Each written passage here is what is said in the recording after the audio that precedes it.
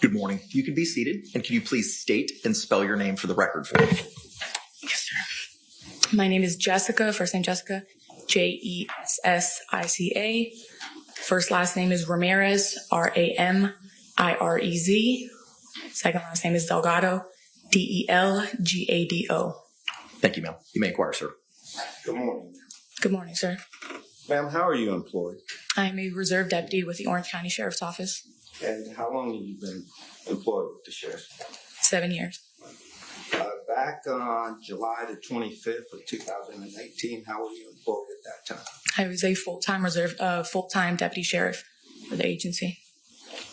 On that date, ma'am, did you have the occasion due to your duties to report or to go to 4748 Franks Lane, apartment number 3? Yes, sir. Do you recall what you were going there for purpose? Yes, sir. I was a backup deputy for a call involving a male kicking a female in the face. So it came out as a domestic call. Okay. And was it another officer who also responded? Yes, sir. He was the primary. Okay.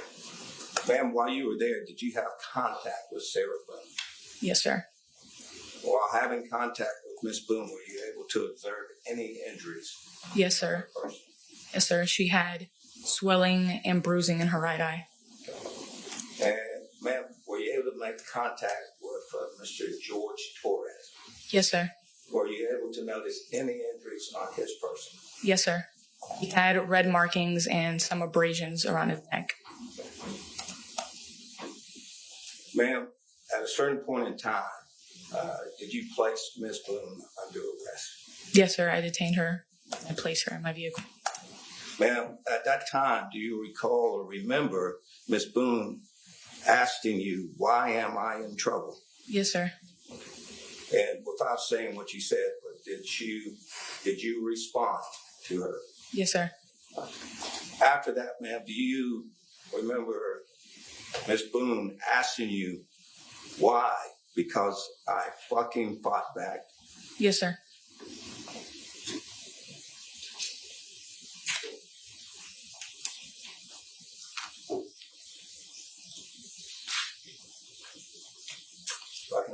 Yes, sir.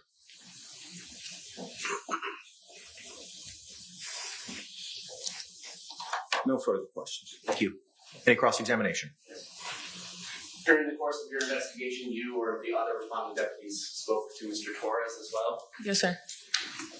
After concluding all of your investigation, which involved talking to both Mr. Torres and to Ms. Boone and making your observations of the two of them, did you all make final decisions about how to handle your investigation? The other deputy, which at the time was Deputy Zito, was the one that made that determination. Okay. But collectively, what you all looked at was statements from Ms. Boone and Mr. Torres, correct? Yes, sir. And your physical observations of both persons? Yes. And then whatever else you may have observed on scene? Yes, sir. And do you take into account people's demeanor when they are giving you statements, when assessing their credibility? Yes, sir. No other questions? Any redirect examination? No, Your Honor. Can this witness be released? Yes, Your Honor. Yes. All right, thank you. Thank you. Sir, good morning. Can you state and spell your name for the record? John Alden, John Alden. All right, thank you, sir. You may be seated. Mr. Henderson, you may inquire. Good morning, sir. Morning. Sir, how are you employed? How are you employed? I'm employed with the Orange County Sheriff's Office as a corporal.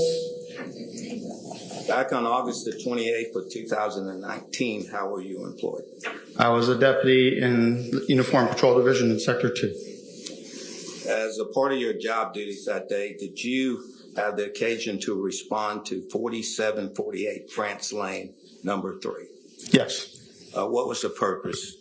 There ended up being a battery call.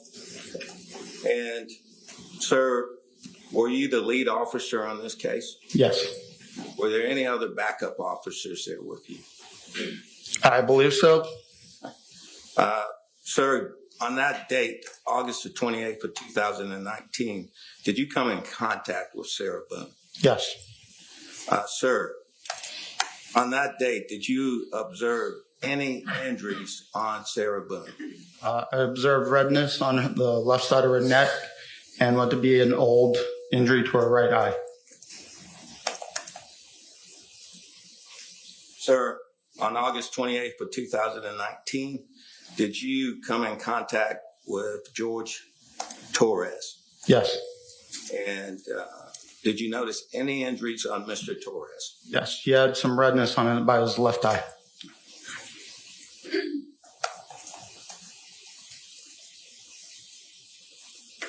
Sir, on that day, was Mr. Torres placed under arrest? Yes. Thank you. I have no further questions. Any cross-examination? Yes. Is it fair to say that Mr. Torres had quite a few marks on him? From my report, I remember marking the left by redness by his left eye. And did you have your body-worn camera activated when you responded to this call? I believe so. All right. And so that would be the best evidence of both video and audio as to what occurred while you were on scene. It would, especially since this happened 4 years or 5 years ago now. And did Mr. Torres refuse to say what happened that day? He did. Based on the conclusion of your investigation, which involved talking to Ms. Boone and attempting to talk to Mr. Torres, as well as your visual observations of both them and the scene, is that how you all reach your conclusions? Yes. No other questions? Any redirect? No, Your Honor. Can this witness be released? Yes, Your Honor. Mr. J? Yes, sir. Thank you, sir. Thank you. Yes. Good morning again. Could you state your full name and date of birth for the record? Or, I'm sorry, full name and spell it for us. It's Chelsy Koepsell, Chelsey. Last name is Koepsell. All right, thank you. Counselor, you may inquire. Good morning, ma'am. Good morning. In relation to this case, on February the 26th of 2020, did you have the occasion to interview Abraham Marino?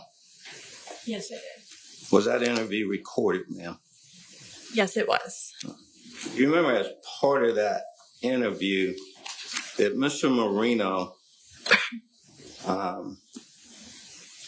tell you that he had contact with Sarah Boone on February the 24th of 2020. Are you asking the night of the incident when police were called out? Yes, the next morning. The day that we were called. That you were called out. Okay. The 24th. So yes, he did have contact with her, but it wasn't in the morning. It was while we were there. While you were there? Yes. What time did you get there? That's probably what's wrong. I got there around 14-20 hours, which would be 2:20 in the afternoon. Okay. So the afternoon on the 24th. No, it was later. I recall, I believe I was doing paperwork in my vehicle. So it would have been at some point during the investigation, but it wasn't, I didn't notice him until, I'm not sure if I noticed him until before or after Sarah was interviewed. All right. But to his interview part, the interview, did he tell you in the interview that he had contact with Miss Boone on that day? Yes, he did. Did he tell you at that time that Miss Boone had made a statement to him? Yes, he did. Do you remember what that statement was? I don't wish to quote what he stated. So I don't know the exact verbiage, but he basically replayed what, I'm not sure if he replayed what exactly occurred that day, but I do know he mentioned something about, she mentioned being dragged down the stairs a couple days prior.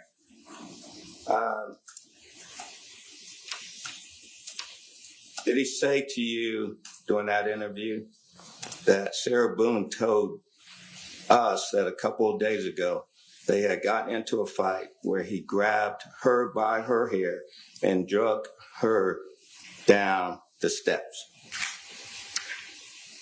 I would assume that he's reading my report, and that does sound similar to what my report should say. So this statement was given on the 27th of February. I'm sorry, the 26th of February. Would you agree with that? Yes, I would. Okay. The contact and the statement that Ms. Boone made to Mr. Moreno was on the 24th of February. Is that correct? Repeat the question. I'm sorry.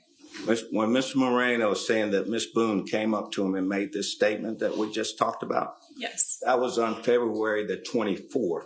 Is that correct? that is correct. So when she said a couple of days ago, that would have brought it back to February the 22nd. Is that correct? Potentially, yes.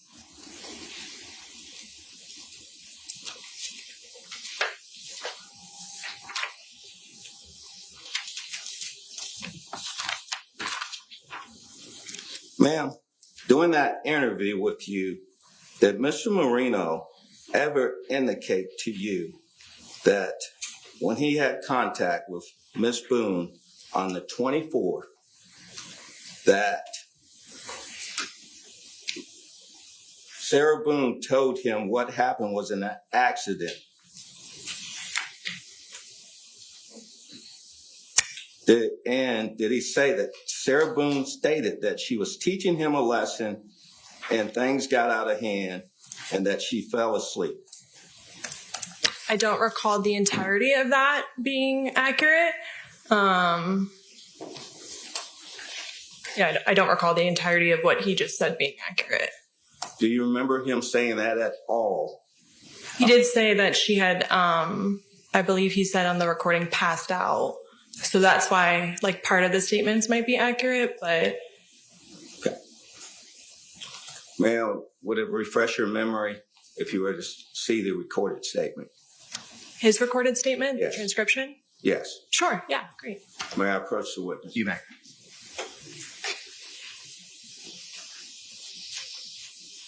Now take your time.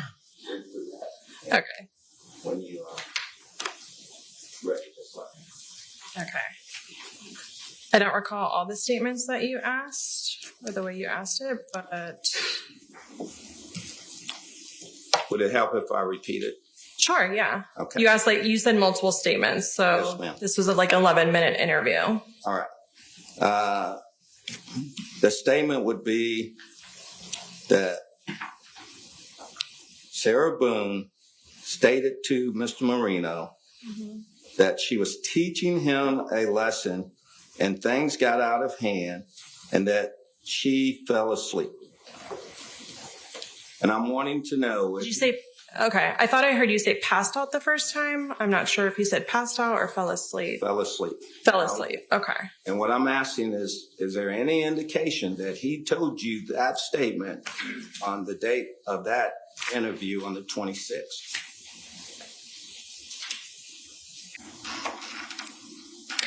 Okay, so like I had stated, there were certain things that I thought was accurate from your statement. He stated, do I just read exactly what it says? Do you need like the number next to it or anything? Yes, I have no problem with you reading what he said. Okay, then she, Approach. Ma'am, you cannot read the statement at this time. okay. Thank you. You may continue, Mr. Henderson. He described, Hang on. No. Just wait for a question, so okay? sorry. It's okay. Yes, sorry. Ma'am, and anywhere in that interview, do you see reference to this statement that Sarah stated that she was teaching him a lesson and things got out of hand and that she fell asleep? No to the first two parts of your question. I heard passed out the first time you asked me this question, and that's why I said that part of it was accurate, because he did say that she passed out in his statement. That was what Sarah told him. Okay, did she say she was teaching him a lesson? Is that in there? No, And things got out of hand. Is that in there? no, I don't recall that. May I approach the witness? Yes. Michael Brannon, Brannon. All right, thank you. Counselor, you may inquire. Thank you. Dr. Brannon, good morning. Good morning. Ms. Fry, having just traveled from Miami to Orlando. Yes, Is that not correct? Okay. it was a good drive. Okay. Would you please describe for the jury your background, training, and experience, both in forensic psychology as well as battered women syndrome? Sure. So I'm a psychologist licensed in the state of Florida. I have a bachelor's degree in psychology. That's from a university called Nova University. I also have a master's degree in psychology. I received that in 1980, also in psychology. And I received my doctoral degree in psychology after a year internship where I worked with severely mentally ill individuals in Hialeah, Florida. In 1988, I finished my degree requirements for my doctorate in psychology. And in 1990, I was licensed as a psychologist. I've been operating as a psychologist since then, since 1990. Originally, I started off doing the work that most people kind of think about when they think about psychologists, doing therapy, counseling with people, helping them through with their problems, things like that. In 1994, I began on a career almost quite accidentally as a forensic psychologist when I testified in my first case in front of a jury. And from that time on, I've been doing mostly forensic psychology. My practice very quickly changed from that time on. I'm currently the co-director of the Institute for Behavioral Sciences and the Law. And anywhere between 80 and 90% of all my work now is related to some legal or court-related matter in the ways in which mental health interfaces or impacts or helps to give opinions about various legal issues. I've taught rather extensively in the area of forensic psychology. I teach to mostly legal audiences, but oftentimes, too, I speak to groups of psychology students wanting to sit up here and do what I'm doing as well. I make long drives and then come up here and talk to people about cases. I also currently on the staff, the adjunct faculty staff for the School of Psychiatry at Florida Atlantic University. I help to train their forensic psychiatrists, so not just psychologists, but psychiatrists in terms of doing this work as a psychologist or as a psychiatrist, a mental health professional who gives opinions in the courtroom. And are you also required to update your educational background and knowledge as a forensic psychologist? Yes, sir. So sure. So every 2 years, we're required to get 40 continuing education credits to maintain our license. And part of that is we have to, on a regular basis, update our work in domestic violence or battered women syndrome. So we have to take those courses. We're all required, whether you're a forensic psychologist or not, to take that coursework. So as part of our requirements, we also have to take separate coursework in regards to domestic violence, which is a general term, or intimate partner violence. But along with that comes discussion as well of battered spouse, or what's oftentimes called battered person syndrome now. And I apologize. I'm kind of bouncing around here, Doctor. I apologize again. For the uninitiated, just exactly what do you mean by forensic psychology? So forensic psychology is a division of psychology. Most people don't think about that as often when they think about psychologists. But forensic psychologists are individuals who have degrees in psychology who are working to help to answer questions that come up in the legal system. It could be in criminal cases like we're here for today, answering various criminal questions, giving opinions about those questions. Or it could be in other settings like family settings, divorce proceedings, or sometimes civil settings like personal injury. Someone's claiming some emotional damage or something has happened to them. So forensic psychology is really the way that we use the science of psychology to help give opinions about various legal matters. Now, what is the DSM or the DSM-5? So the DSM it stands for Diagnostic and Statistical Manual. It's kind of our code book, if you will, to help us to know what the different symptoms are for different mental health disorders, whether it's major depression or schizophrenia or anxiety. So it gives us a code book of here's the criteria you have to meet in order to have that diagnosis. And then we're able to utilize that in terms of either treatment, even insurance billing, but being able to inform patients too about what condition we think that they're suffering from. It's been updated many times over the years. It started at just DSM, and now it's at the Diagnostic and Statistical Manual 5th edition, text revised. So we've gone through a lot of revisions over the years to try to fine tune in an empirical or scientific way what the elements are, if you will, of various mental health conditions. Now, you've been asked to testify today in regards to battered women's syndrome. Is the battered women's syndrome identified or located within the DSM-5? So it is not. It is not a diagnostic category in the DSM-5 or other coding books as well. There's others besides the DSM. That's just the most popular one. But it's not a formal diagnosis that it is contained within that book, a classification manual that I just told you about. Within your field of forensic psychology, however, is there a subcategory that is located within the DSM-5 that experts would recognize as a DSM diagnosis? Yes, sir. And what is that, sir? So that category would be in the trauma section of the DSM-5 TR. There's a whole category on trauma disorders, and it's most closely related to something that we call post-traumatic stress disorder.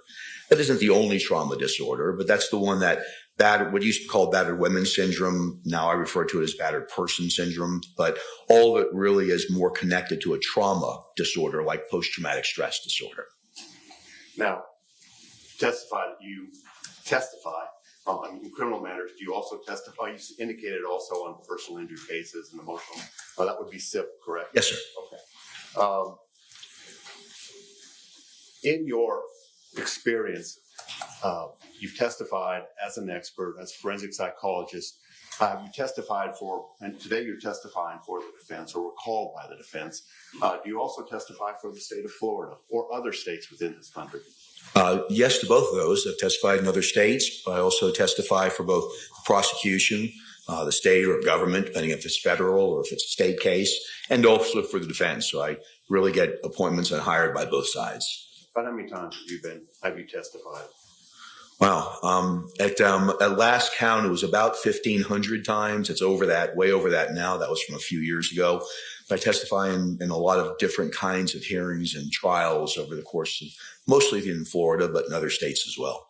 Now, you're familiar with the fact that there is a special jury instruction that's been recognized by the Florida Supreme Court. Approach. The objection is sustained. Well, we talk about it in terms of trauma disorders like post-traumatic stress disorder, but the way when it's applied to the legal system is called battered wife, or that was the original terminology for it, battered wife syndrome or battered person syndrome.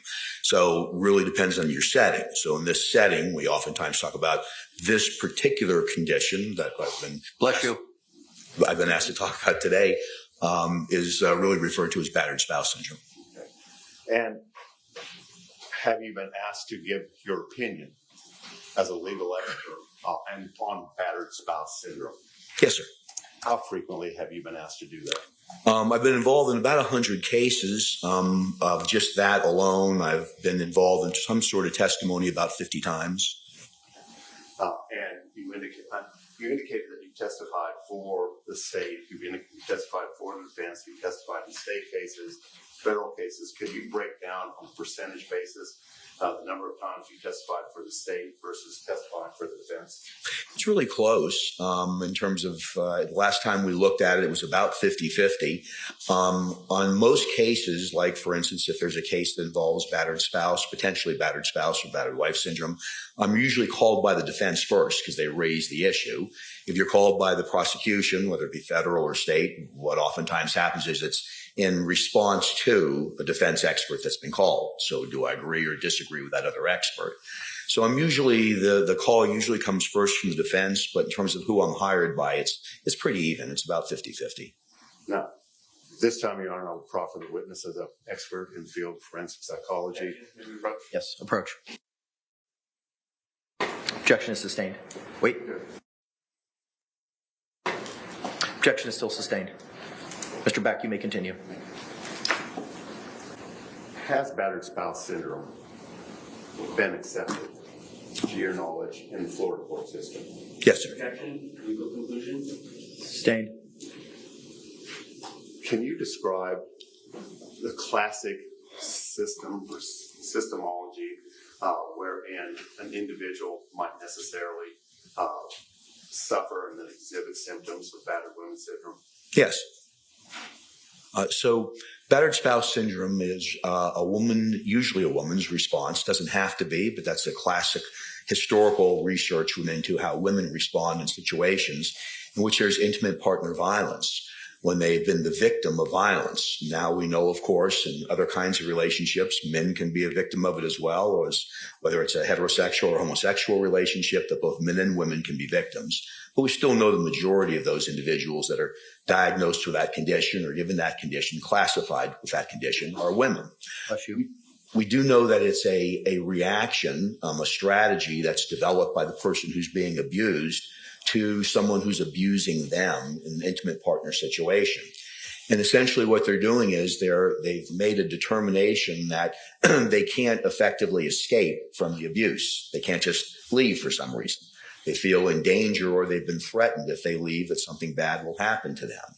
So it's a cognitive or thinking strategy on the part of the person being abused that I have to develop some coping skills or ways of protecting myself or maybe even loved ones as well from some form of imminent violence or danger or lethality. Something bad will happen to me if I don't develop a way of handling this abuse, this constant abuse that's coming towards me. So the battered wife syndrome is really a way of thinking. It's a psychological change that happens with a victim in terms of the way they cope and strategize to stay safe for themselves and other loved ones as well, oftentimes. I'm going to ask a really silly question, if I may, Doctor. I don't know if you've noticed a bruise across the bridge of my nose this morning. I did see that when I came in. Yes, sir. Okay. This weekend, hypothetically, if an individual was digging around in the garbage, the lid fell down and cut his nose, the bridge of his nose wide open, would you as a forensic psychologist anticipate, or a psychologist in general, anticipate that there might be a physical or a psychological reaction or response to that degree of trauma? So I don't know if it would be trauma or not. It could be, depending on the degree of the injury and the pain and things like that. But certainly you'd view that garbage can differently as you approached it. So it changes your psychology or the way that you look at that particular situation or that particular object. So by viewing it differently, you may engage in different behaviors. You may approach it differently. You may have somebody else approach it. You may approach it with both hands up. So it changes your behavior and your thinking about that garbage can. Does that also apply to interpersonal relationships? So it certainly can. No two people always react the same way to every situation.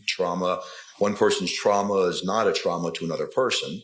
But for people who do develop battered spouse syndrome, they do begin to change the way they view the person who's abusing them and what they have to do in order to maintain either their life or their safety, their physical safety in terms of their behavior and interactions with that person. Now, is there a specific set of criteria that a psychologist, forensic psychologist, would necessarily rely upon in attempting to make a diagnosis or an assessment of battered women's syndrome? Yes, sir. And what are those criteria? Well, you'd want to see one if some type of abuse has occurred. That abuse can be physical, it can be sexual, it can be emotional, or it can just be the threat of abuse or bad things that's going to happen to you. So there has to be something bad that's happened or that's threatened to be happening over a period of time. So abuse has to be present in order for this to be underway. Without abuse, there's no battered wife syndrome. But that's not enough. There also has to be what's called coercive control. Coercive control is really keeping the person's social interactions, overseen on a regular basis, controlling money, controlling preferences, even TV preferences, sometimes social media, looking at social media that the person is accessing or looking at, who they're talking to on Facebook, who they're texting.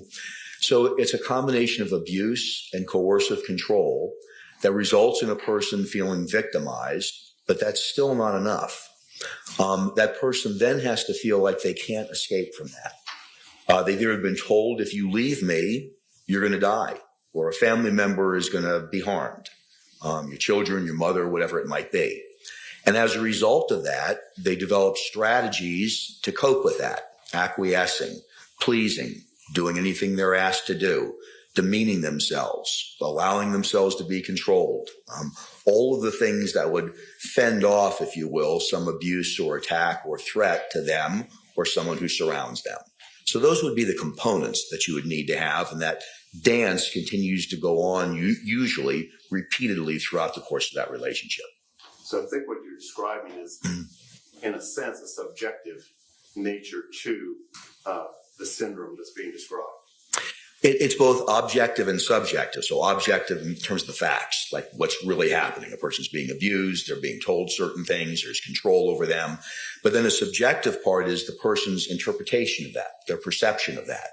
So there's really both going on, and they have to kind of work together in order for this syndrome to be formalized and properly diagnosed. You indicated that there sometimes may be some defense mechanisms that are, or strategies that are devised by the battered individual, the abused individual. Yes, sir.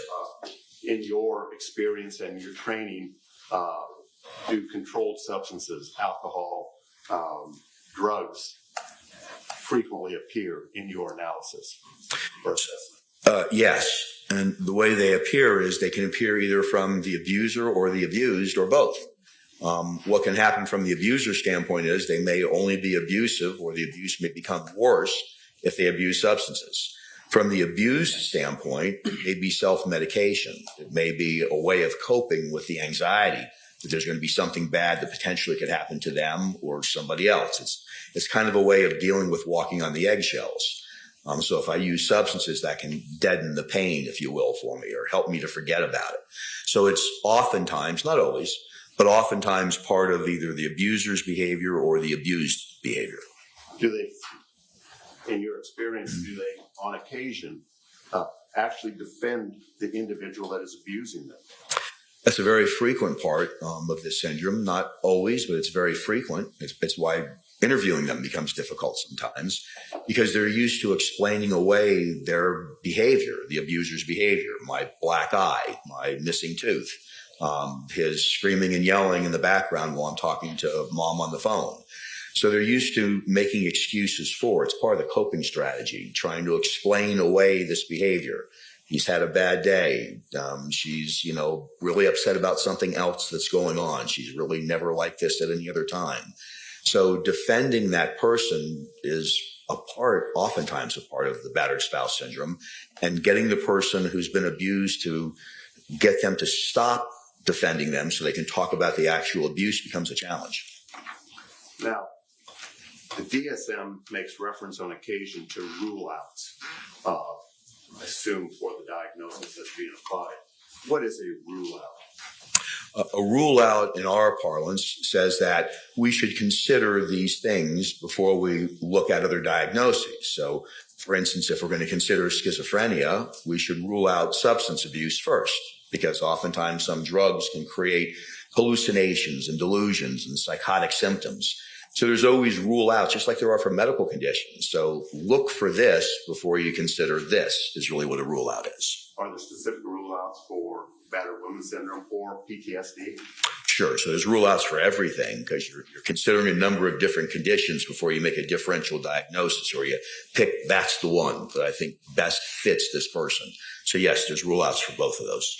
For my sake, what is a differential diagnosis? That's how you decide which one. It's whether it's your medical doctor, your psychologist, whoever. It's how they pick the right diagnosis. So you're going through kind of a card catalog in your head, and you're saying, all right, there's symptoms of this, but that's also consistent with symptoms of that. So is it schizophrenia? Is it bipolar disorder? Now I have to ask more questions. It's a decision tree. And that decision tree helps you to inform the person and either make a diagnosis in a legal setting or help to treat them clinically.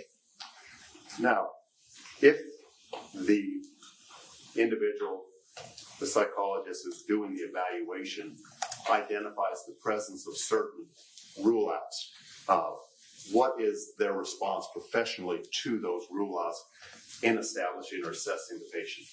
You have to go down a decision tree. We all kind of do decision trees in our mind every day about what we should do or shouldn't do in certain situations. It happens automatically.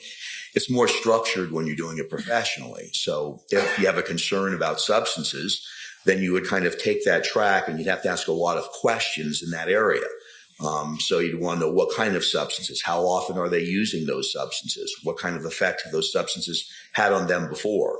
I just picked one of many possible rule outs there. But every one of them you'd have to explore or ask additional questions because, of course, you don't want to come up with a wrong diagnosis because in a legal setting, that leads you to a bad opinion. In a clinical setting, it leads to bad treatment. Now, I want to go back just a second. We talked about the subjective nature of the abused individual's understanding of what's happening. Does this subjective or does the experience that they have suffered result in, on occasion, their experiencing or their anticipating or assuming or imagining a threat that others may not? Yes, sir. Yes.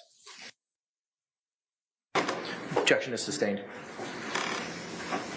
Doctor, from what you described this morning, I think we're talking about a complex and sophisticated process for assessing and diagnosing PTSD, battered women, the matters you described.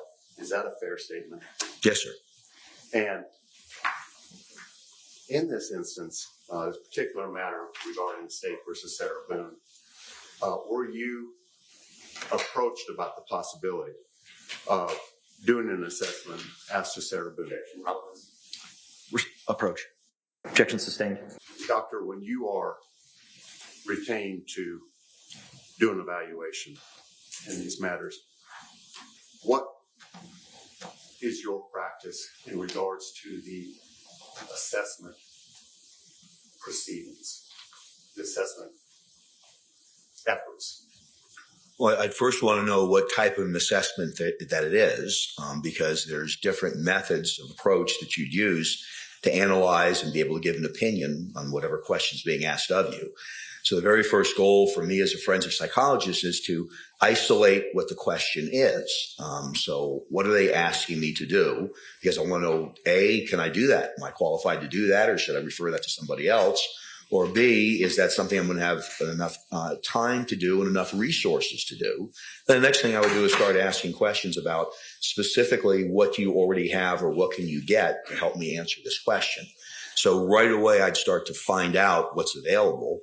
As forensic psychologists, we're supposed to do comprehensive evaluations of whatever the legal issue or question is, and it's supposed to rely on multiple sources of information.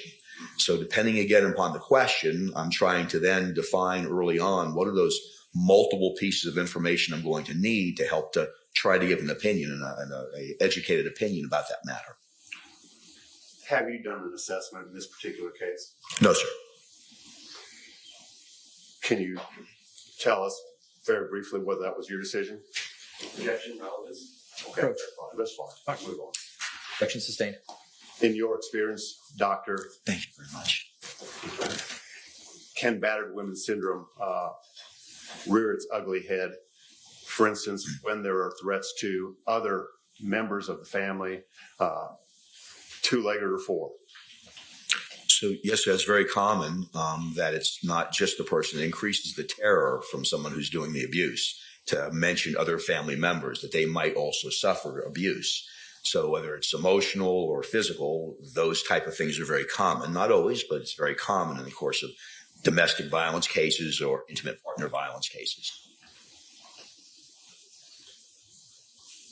And that fear that's developed by the abused individual may exist contemporaneously with other issues, alcoholism, schizophrenia, and the like. Is that correct? Yes, sir. They can all be combined together. And certainly that increases if there's other family members that are threatened or live in the same home or close by. That can increase the terror. And the purpose of that is to increase control, to make sure the abuser has more control over the person who's being abused. 1 second, Your Honor. May I? Yes, sir. So, in doing an assessment, doctor, do you look at outside materials? Yes, sir, always. And what kind of outside materials do you necessarily review in order to make this assessment? Specifically to battered woman syndrome? Yes, sir. Yes, sir. So specific to this, you'd want to look at a lot of different sources of information because you're trying to, make a diagnosis if there's a trauma-related disorder, but you're also trying to figure out if there's the other elements necessary to make the diagnosis as well, like abuse that's been chronic over a period of time, and that the person feels they can't leave that situation, and if other people have been threatened. So you'd want to know things like not only what the facts are of the particular incident, usually some crime that's been committed, but you'd want to know the history of those behaviors. Has anyone else seen those? Are there people you can talk to? Friends, neighbors, bosses, anybody who's seen or heard of this abuse before? Have there been medical visits where the person has actually been damaged and shown up, made some other excuse, they slipped or fell or whatever it might be? You'd want to do psychological testing as a forensic psychologist because we have very good tests that help us to determine whether someone's suffering from a trauma-based disorder or not. You'd want to know if the person who'd been accused of the crime for this type of evaluation made any statements to the police. If they did, you'd want to hear that statement. Or has there been a 911 call or calls? If that's happened, you'd want to hear that too. So any evidence you could collect, and these are some of those questions I was talking to you about before, you'd want to ask the person who's trying to hire you in the beginning, well, tell me what you have, because you'd want to see whether or not you're going to be able to make this analysis or not. So it's not good enough just to talk to the person because that's just one form of information. It's almost like being a behavioral detective, if you will, as a forensic psychologist, because we're trying to get as much evidence wrapping around our interview with the person as possible to be able to guide our questions, but inform us and see whether there's what we call convergent validity. It's a fancy way of saying, does everything agree with each other? Does everything connect in a way that it all sort of makes sense? Or are these strange conflicting pieces of evidence that we need to explain away, or it just doesn't fit the criteria? So it's a rather comprehensive and complex evaluation that has to be conducted to come up with this. And the final piece I'd say about it is that because oftentimes the abused person is defending still the person that they've oftentimes committed a crime against, it takes a bit of time to get to where you need to go.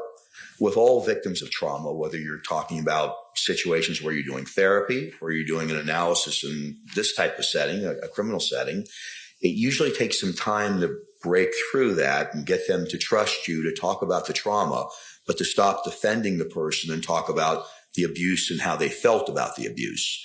Your goal, if you will, is to be able to see what's happening in that situation through the abused person's eyes. If you look at it through your eyes, often it doesn't seem to make sense. But if you look at it through their eyes, if it meets the criteria for a battered spouse, then you can better understand their world and what they're dealing with.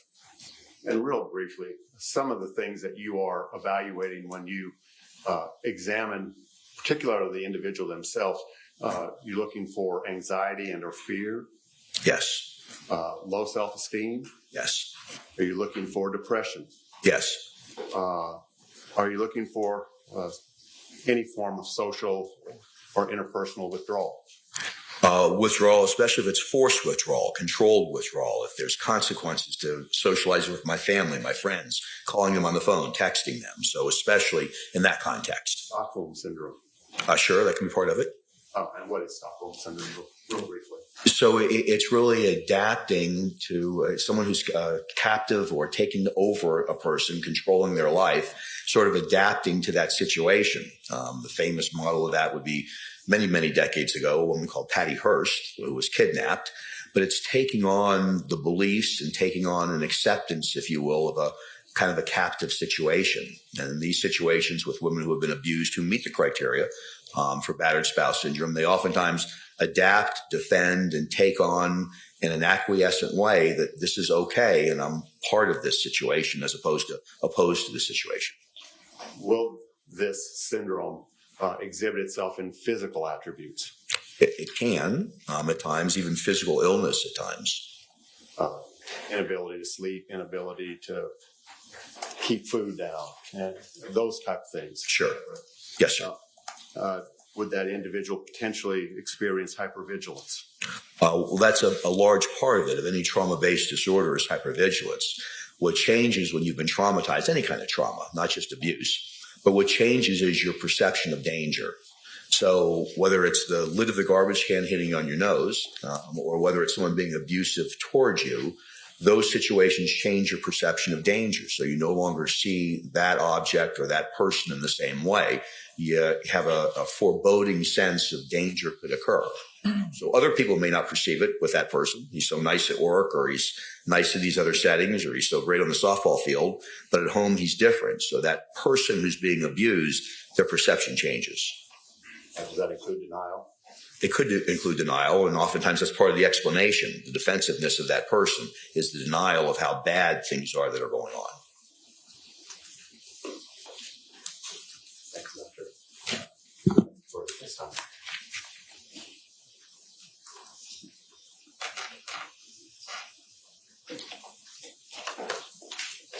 Any cross-examination? Yes, sir. Good morning, Doctor. Good morning. Nice to see you in person. Good to see you again. So there's a subjective component to trauma, is what I understand you're saying, correct? Always. Yes, sir.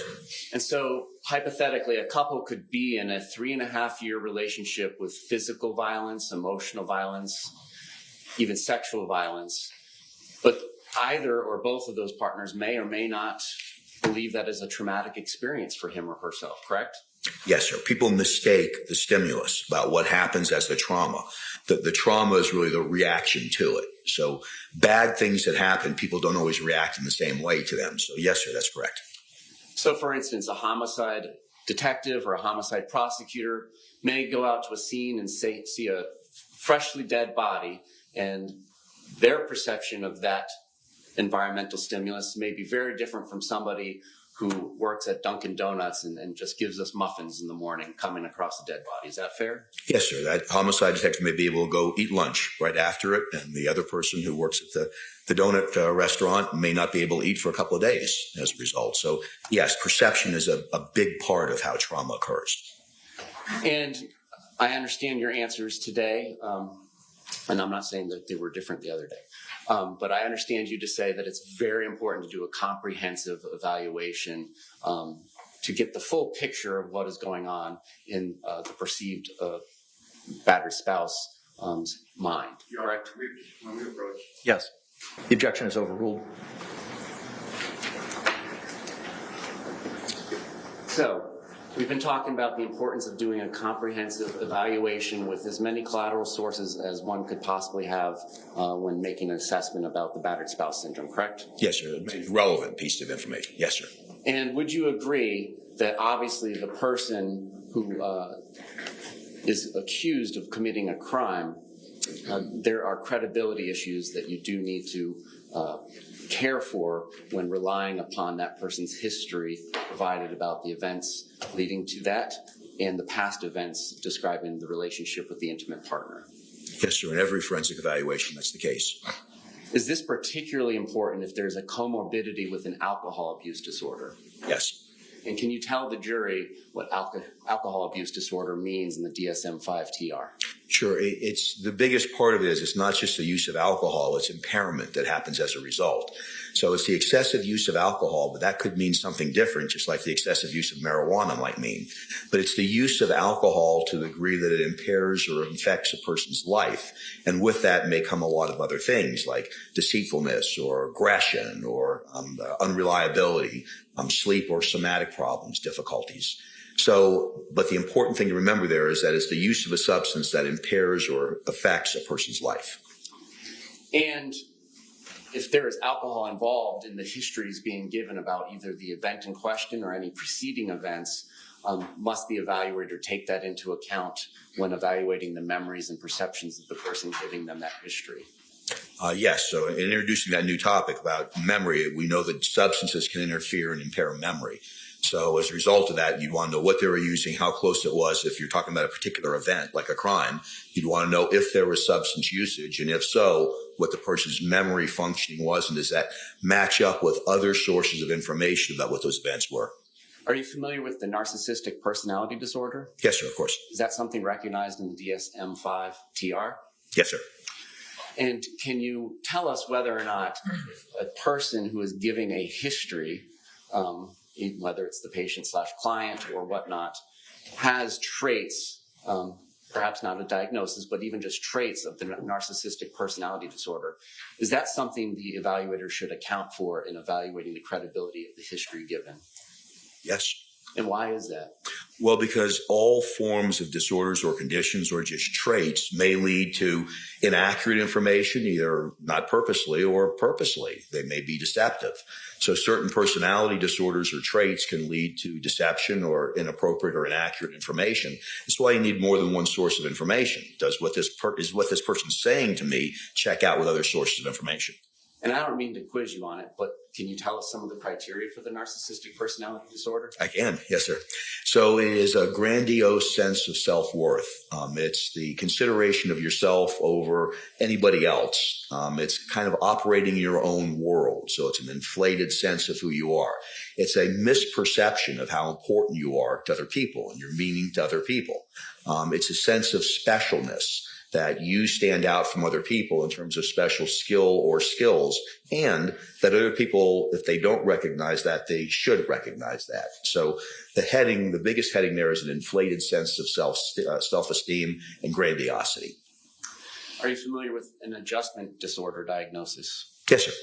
And is that in the DSM-5 TR? Yes, sir. Correct. Can you tell us about that? Adjustment disorder is a person's reaction, and it could be emotional, it can be behavioral, or it can be both, to a situation that occurs. You broke up with your boyfriend or girlfriend, so you're upset about that. And so as a result, you're tearful, you're anxious or nervous or worried about what may happen to you as a result of breaking up with them, or you behaviorally may start not going to work, or get into more arguments or fights with your children as a result. So it's a temporary reaction to a stressful situation that occurs in some individuals.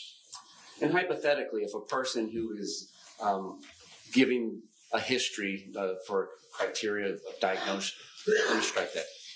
If somebody is giving a history and that is being used to come to an evaluation conclusion of battered spouse syndrome, if that person has been diagnosed with adjustment disorder predating the traumatic relationship, is that something the evaluator should take into account? You'd want to know any prior diagnosis, because it may not necessarily be exclusionary, but it could. So adjustment disorder is a temporary reaction. You're upset in a temporary period, and most of them just go away on their own. Whereas something else like a traumatic stress disorder is long-term. It's something that a person's stuck with for a period of time that usually doesn't just go away on its own. So yes, you'd want to know that. For that term I used before, that differential diagnosis, you'd want to know those things to compare and contrast them and hold them up against each other. Now, hypothetically, if somebody says things like, I'm the best thing that has ever happened to you, and I'm the best you'll ever do, are those indications of the narcissistic personality disorder? Well, they could be. You wouldn't want just that alone. You'd want to see if that was happening in other settings. Is that happening on the job, with friends, with family members? Is it showing up on psychological testing? But certainly that would be a red flag. You'd go, I want to pay more attention to that. I want to investigate that further. And is it important when evaluating trauma-based disorders, because they're based on emotional reactions, to do that rule out on alcohol or drug use? Certainly you'd want to do that. It's not usually disguised as a trauma-based disorder. Alcohol and trauma aren't usually rule-outs for each other, but it could exacerbate a condition. It could make you diagnose a trauma condition when it's just an adjustment disorder. I say just, I don't mean to minimize it, but it's not as serious as a trauma-based disorder. Is it important to consider whether the abuser and or the abused behave differently in the absence of alcohol or drugs? Yes. And why is that? Well, because you're trying to analyze a psychological condition. If as a result of drug or alcohol abuse, their behavior changes or their perceptions change, that's not a psychological condition, that's a substance abuse disorder. So that's why you'd want to know that. So if their condition remains the same, maybe it's a little worse when they're using drugs or alcohol, but it's the same perception of threat or danger, then you're going to diagnose a trauma-based disorder. If not, then you're going to diagnose a substance abuse disorder. You can have both, but you'd want to rule one out as opposed to the other. And are you familiar with the classic three-step cycle of battered spouse syndrome or domestic violence? Yes, sir, I am. Can you explain that to the jury? Sure. So there's a cycle of violence that was first developed by a woman in the 70s called Lenore Walker, Dr. Lenore Walker. She's a psychologist who's usually credited with developing the whole theory of battered spouse syndrome. And in the classic model, which we know oftentimes happens, not every time, but in the classic model, there's a period of tension buildup where things are happening, little arguments are happening, there's bickering back and forth, there may be some threats or some loud voices back and forth, but it's all things that are leading up to a possible violent episode. Then there's the episode that happens itself, the violent episode. It could be verbal, sexual, physical, but there's the violent incident that occurs. And then after that violent episode occurs, there's a honeymoon phase where the person who's done the abuse, they're apologizing, taking that person who was abused out to dinner, buying them things, saying nice things to them, complimenting them to sort of make up for the abuse. And it's it's called the cycle of violence. And the reason why is it tends to repeat itself in a lot of these situations of battered spouse syndrome where you see this repeating itself over and over and over again. So people are kind of stuck in these revolving doors in their relationship. And can one cycle be enough to traumatize a person? Yes. Does this trauma necessarily have to be coming from a man to a woman? No. And in fact, as times have changed, language has changed. And so when we keep referring to it as battered woman syndrome in the courtroom today, what we're actually talking about now is battered spouse syndrome or even intimate partner violence. Yes, so interpartner violence can happen outside of legal settings, but it's really a kind of the large over grouping, if you will, to be able to talk about all of these other things that can happen as a result, like trauma-based disorders and battered spouse syndrome. And you're right. The later research has kind of pulled us away from thinking this only happens to women in heterosexual relationships. We know now there's all sorts of derivations and that men can suffer also from battered spouse syndrome, battered person syndrome, homosexual couples. So we know it goes around to everybody, but still women are more often diagnosed with battered spouse syndrome than anybody else. Does the trauma have to come in the form of physical violence? No, sir. Does it have to come in the form of sexual violence? No, sir. Can it come in the form of emotional or mental violence? Yes, sir. And would examples of that include such as running the partner down and telling them that they're no good and, just general insulting and lowering their value? It could. Remember, that's the stimulus, so it would depend on how the person who's receiving that responds to it as to whether or not it becomes traumatic. But yes, sir, that would be the first red flag you'd want to investigate. And you mentioned isolation before. So if somebody in a hypothetical intimate partner setting is trying to isolate the partner from his or her family members or friends or coworkers, can that be, and I'm not saying necessarily, can that be indications of intimate partner violence that could lead to battered spouse syndrome? So sure, that'd be an example of coercive control. So if a person was doing that, that's consistent with that classification of battered person syndrome. Yes.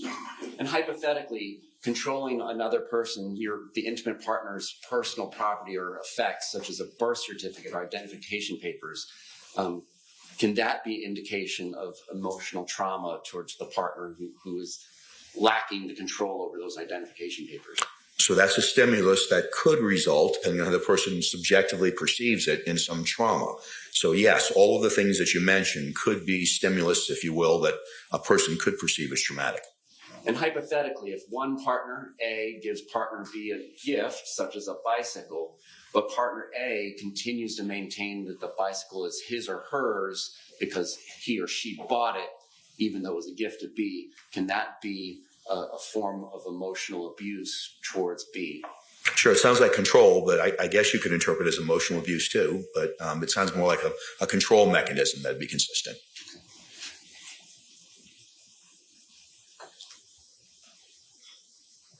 I'm not suggesting that it's legally or morally okay, but when one intimate partner does these hypothetical emotional things, non-physical violent things to partner B, if partner B has poor personal skills and coping skills and may be consuming alcohol, is it unreasonable or unfathomable to hear that partner B responded with physical violence to partner B? Objection, assuming facts not in evidence. Sustained. You want to vote? Yes. After hearing argument of counsel, the objection is overruled. So let me respond to that. If you remember the question, please go ahead. So it would increase the probability of physical violence. So if those things, in fact, were perceived as threatening or abusive in any way or insulting to the person who they were directed towards, it would increase the probability of physical violence. And then again, the perceptions are all in the eye of the beholder, whether emotional things that are said to one another or physical things are done to one another, whether the recipient of that behavior views it as trauma is a subjective decision by that person. Right? Yes, the perception is the impact. So that's how you would know that. It's just, water off a duck's back, or is it something that kind of sticks with me and I think about it all the time? Now, you mentioned earlier anxiety, low self-esteem, and depression can all be components of battered spouse syndrome, correct? Correct. Is it important as the evaluator to rule out whether or not these conditions predated the violent or abusive relationship? Yes. And why is that? Well, because where things start is important diagnostically. So if all of those things were in place, all of the symptoms that were just mentioned are in place, then you wouldn't attribute those to the abuse. You'd say those things were pre-existing. Now, abuse could make it worse, but in terms of your diagnosis, you need to know where things started. So if those symptoms didn't start at the time where there was abuse that was alleged to have occurred, then it's unlikely that it's attributed to that abuse. And independent of any narcissistic personality disorder traits, would you agree that anybody in a certain legal setting has a motivation to present themselves in a certain way? Yes, to do impression management, either depending on the outcome. So if there's punitive sanctions, they may lie to make themselves look worse, or as a result, if they're in other settings like divorce settings, they may lie to make themselves look better. So there's always some impression management you have to kind of look through in your evaluation. And that's important for an evaluator? It should be looked at in every evaluation. Thank you. Yes, sir. Any redirect examination?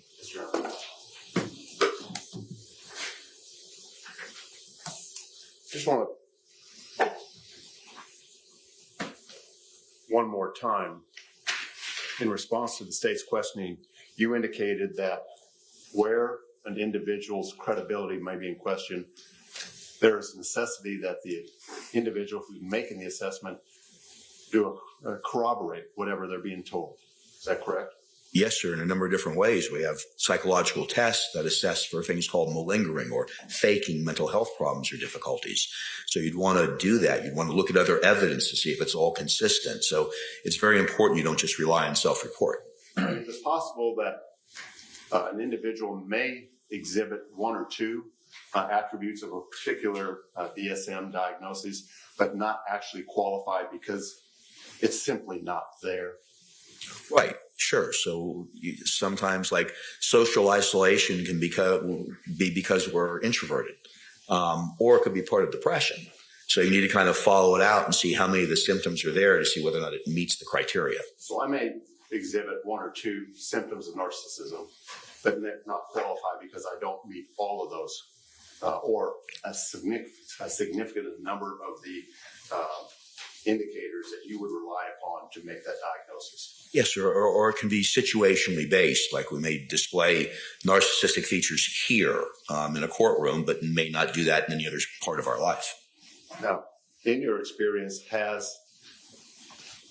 you learned either through your studies, experience, and so on, whether or not the abusive behavior may begin based upon an individual's perception of things occurring to him as a child or her as a child? In other words, if they grow up in an abusive household. Okay, I understand. Sustained. You've indicated that there are things that, I think in response to the state's cross-examination, that there are things that may add to or may contribute to a particular psychosis or symptom. Would an individual's background as a child include those type of criteria? Yes, sir. You're more vulnerable to certain psychological conditions based on your history. So if you've been traumatized before, or bad situations have happened to you before, if you've suffered from depression before, it makes you more vulnerable to those conditions or other conditions later on. Finally, one question or one symptom that we haven't discussed, I don't think, or maybe it was discussed by the state, was learned helplessness. What is that? Learned helplessness, I've really spoken about it a little bit, but now we have the fancy term for it. Learned helplessness was really researched by someone named Seligson, a doctor named Seligson, a psychologist, research psychologist. And just real briefly, what it is, it's when someone kind of gives up and feels like there's nothing that they can do to change their situation. It was originally done with laboratory animals. But where a person really feels that no matter what strategy they've taken, like leave, stay, fight, whatever it might be, it won't work. It usually leads to depression or developments of other strategies, like I have to appease or please or make sure I do everything correctly or apologize. So it's really believing that no matter what you do, it won't be effective. Doctor, thank you for your testimony. Thank you for traveling up here from Miami so early in the morning. No problem at all. Thanks for the rest. Thank you, sir. You can be excused. Thank you, Your Honor. Can the parties approach for a moment?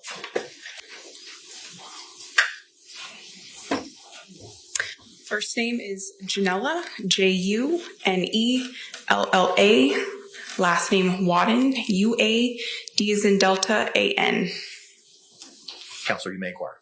So, again, your official title, Digital Forensics Examiner. and are you referred to as a detective, or what is your... Just an examiner. Ma'am, Judge, can I approach the witness? Yes, of course. Ma'am, I'm going to show you what has been marked as identification defense exhibit AA. And you recognize that video or that CD of the video? Yes. Well, I think we've kind of prepped you on it ahead of time. That was extracted from the Sarah Boone phone that you were asked to extract?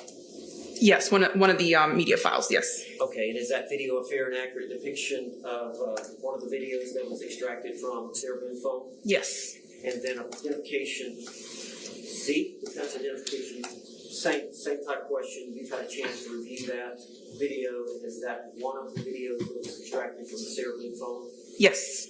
Judge, this time I'd like to have these introduced in evidence. Any objections? No objection. All right, what was pre-marked as AA will be received into evidence without objection as defendant 17. What was pre-marked as Z will be received into evidence without objection as defendants 18.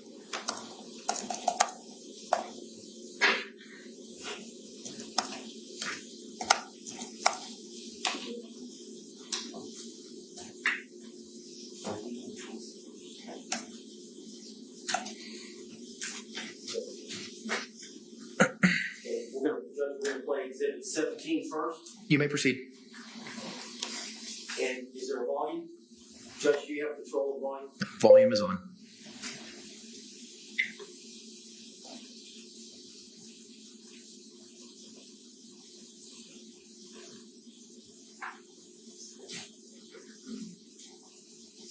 You're gonna help me take this shit out.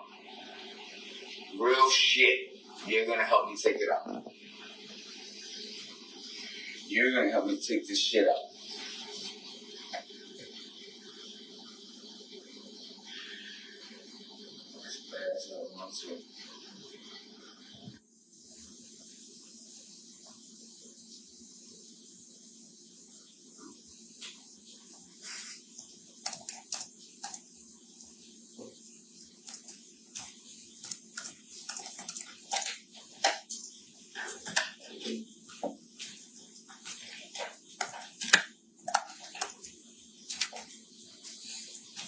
Judge, I'm asking you to publish exhibit 18. You may proceed.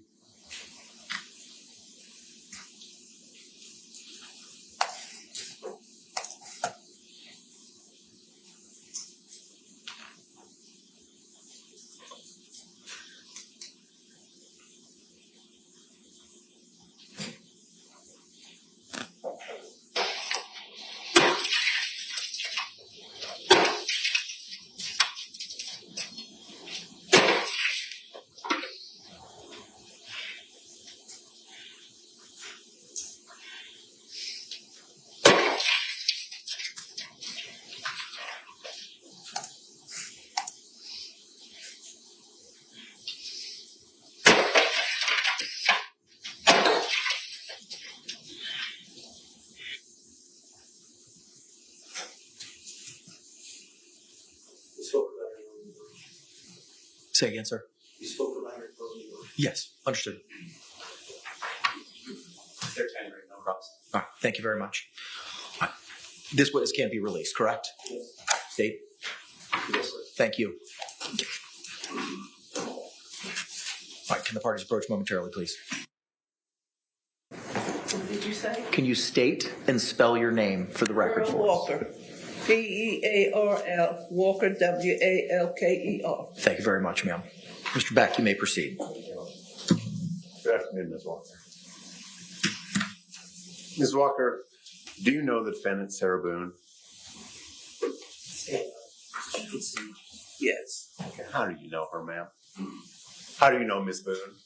If you can't hear me, just ask me to repeat myself. And I'll Okay. do so. Okay. How do you know Ms. Boone? She lived in the same apartment building that I lived in. And can you tell us how long the two of you shared the same apartment complex, apartment buildings? About 4 years. And how is it that you became familiar with Ms. Boone?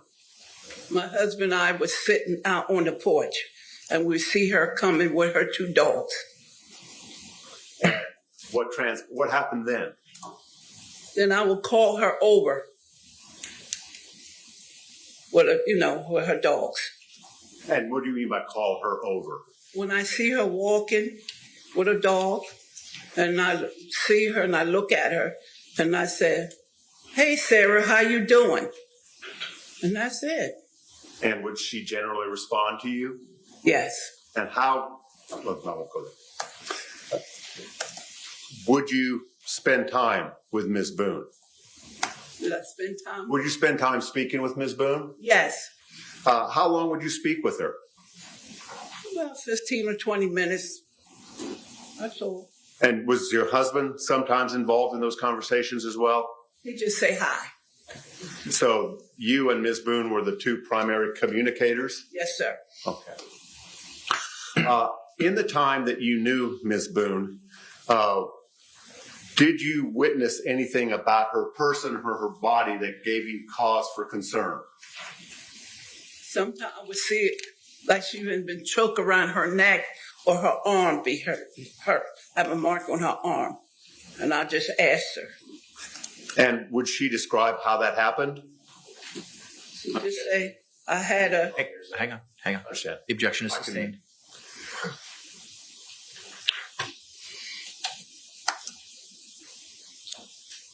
When you would ask her that, how did she appear to you to respond emotionally to your questions about her injuries? She just say, one of them days or something. Objection sustained. Just for the record, instead of telling us what she would say, would she demonstrate any emotion on her face? Well, I would see the emotion that she was upset about something. And did you ask about her obvious upset persona? Her upset, the fact that she was upset? Would you ask her about that? Yeah. Well, okay, you have to just limit your answer to the question. Would you ask her about that issue, about why she was upset? Yeah. Okay. And I'm sorry, I just can't go beyond that. Thank you. Now, how frequently would that occur?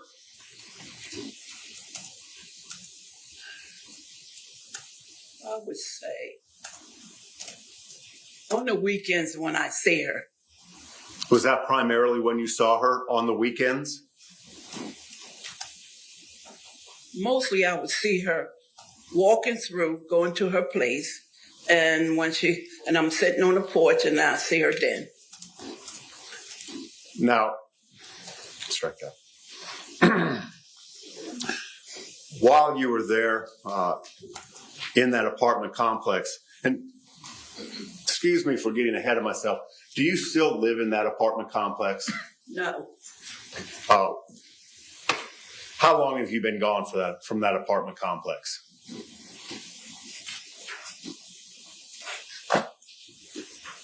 If you don't know, that's fine. Oh, it's been a while. Thank you, ma'am. During the occasions that you had to interact with Ms. Boone, how did she treat you? Objection. So, She was a nice lady. Overruled. Nice to me. Did she ever act uppity? objection. Relevance. Overruled. Did she ever treat you in an uppity manner? What you mean, sir? Did she ever look down on you as a person? Oh, no.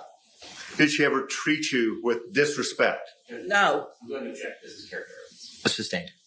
May I approach on this, Your Honor? Yes. Objection sustained.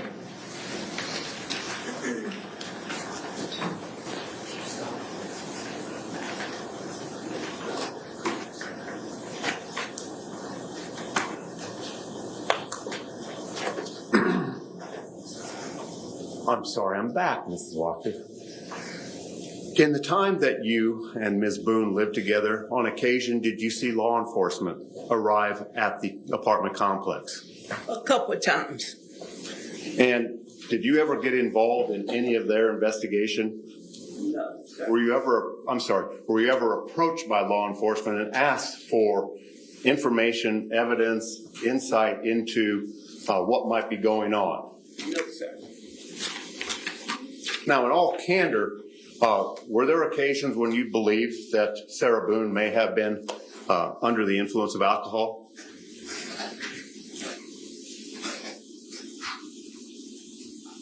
No. I can't say. Did you also observe Jorge Torres during the time that you lived there in the apartment complex? I didn't see him very much. If we're sitting on the porch, that's the only time I see him. Did you know Mr. Torres very well? No.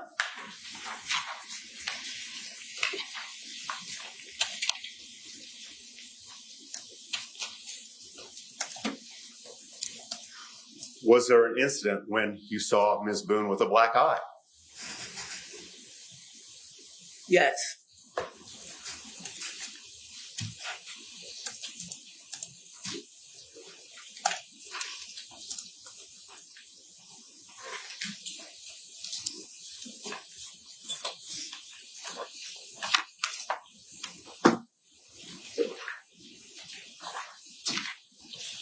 Did you witness a pattern between Ms. Boone and Mr. Torres wherein you observed signs of abuse? Objection. Foundation. Sustained. You testified that you saw Ms. Boone on occasion with bruises, other injuries, and a black eye. Is that correct? Is that accurate? Yes. And was there any pattern to what you observed in regards to those injuries and bruises that you observed on Ms. Boone? One time I seen with a black eye and like she had been choked one time. Okay.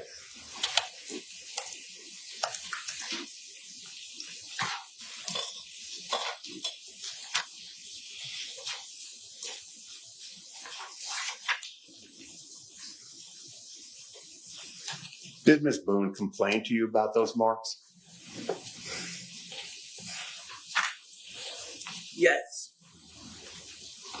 Thank you, Your Honor. Nothing further. Any cross-examination? Hi, Ms. Walker. Hello. Is it fair to say you're not sure when exactly you saw any of those injuries on her, correct? Say that again. You're not exactly sure when you saw any of those injuries on her, correct? Once she come past the apartment, I'll be sitting out there because we always sit out there. Right, but we don't know if this is December or 2018 or anything I can't remember, sir. Okay. And is it fair to say you have no idea how she got those marks? Is that fair? Repeat that again. Do you have any idea how she got those marks?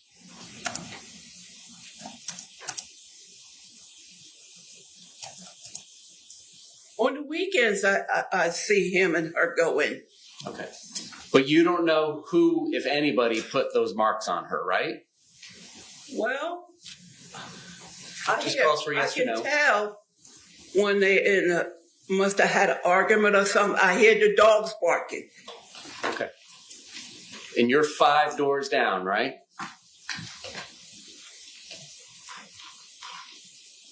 Unit 8, Unit 3? Yeah. No other questions? Any redirect examining? No, Your Honor. Thank you. Can this witness be released? Yes, sir. Thank you very much, ma'am. Ms. Walker, the deputies are going to come get you and take you out, okay? You all done? Yes, ma'am. Thank you so much. Dr. Julie Harper, Harper. Thank you. Counselor, you may inquire. Thank you, Judge. Good afternoon. Good afternoon. I think you've already stated your name, but just introduce yourself to the jury. My name is Dr. Julie Harper, and I'm a licensed psychologist. Would you tell the jury your educational background? I have an undergraduate degree from Oberlin College in biopsychology. I have a master's degree from University of Denver. I went on from my master's degree to earn a psychological doctorate. That's called a PsyD. That was also from University of Denver. In completing that education, I specialized in psychological assessment, which means I had extra coursework in that area of learning to administer psychological tests to other people.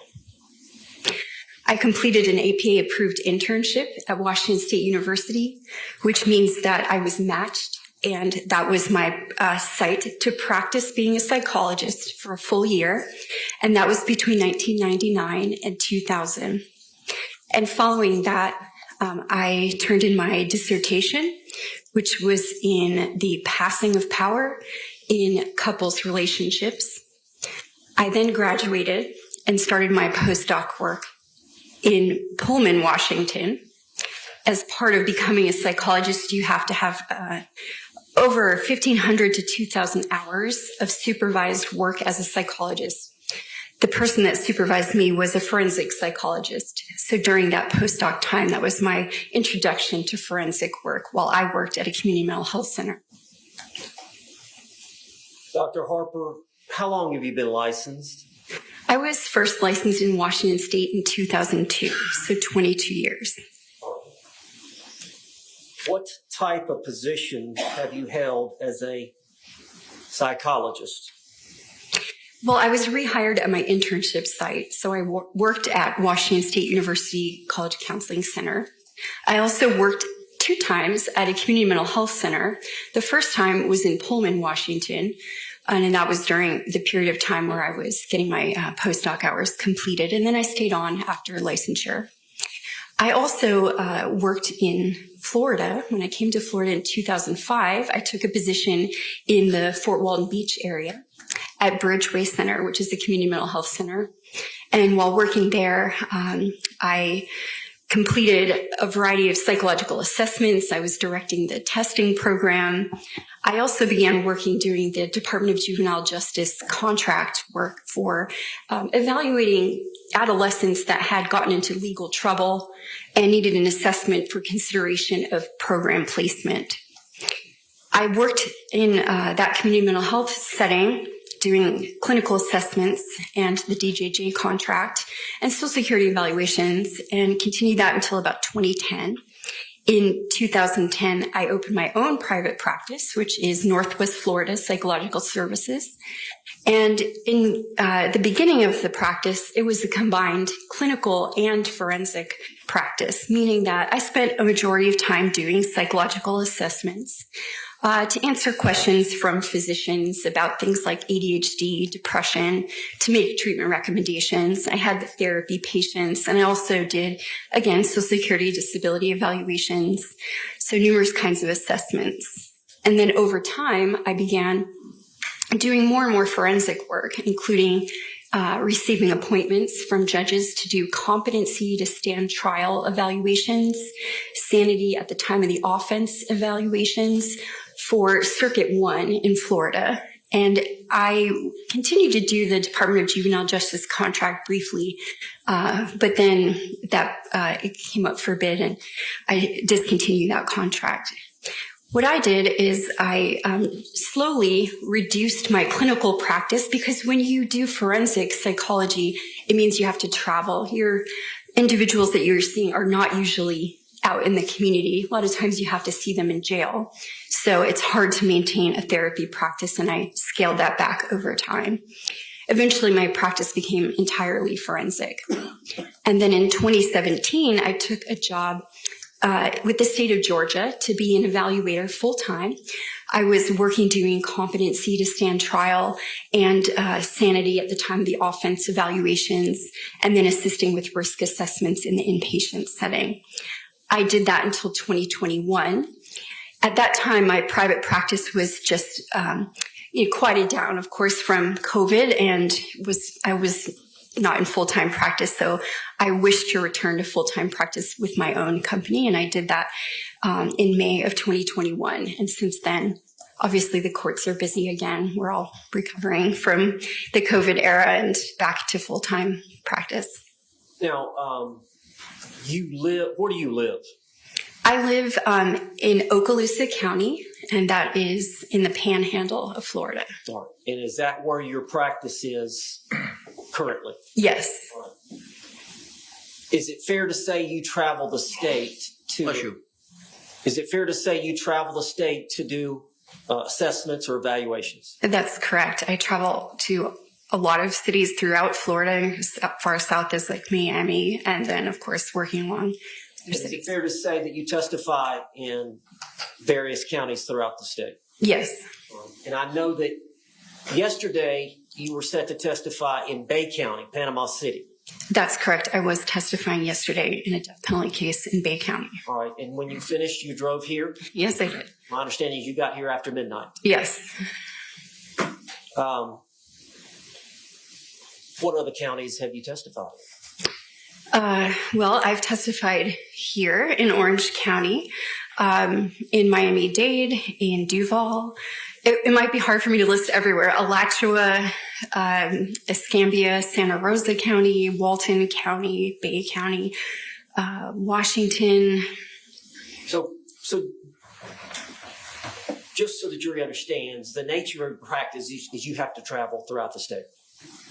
Well, I do work in cases where the person is at risk of, succumbing to the death penalty. And so those cases require repeated evaluations in different vicinities. And so I have been, traveling to work on murder cases.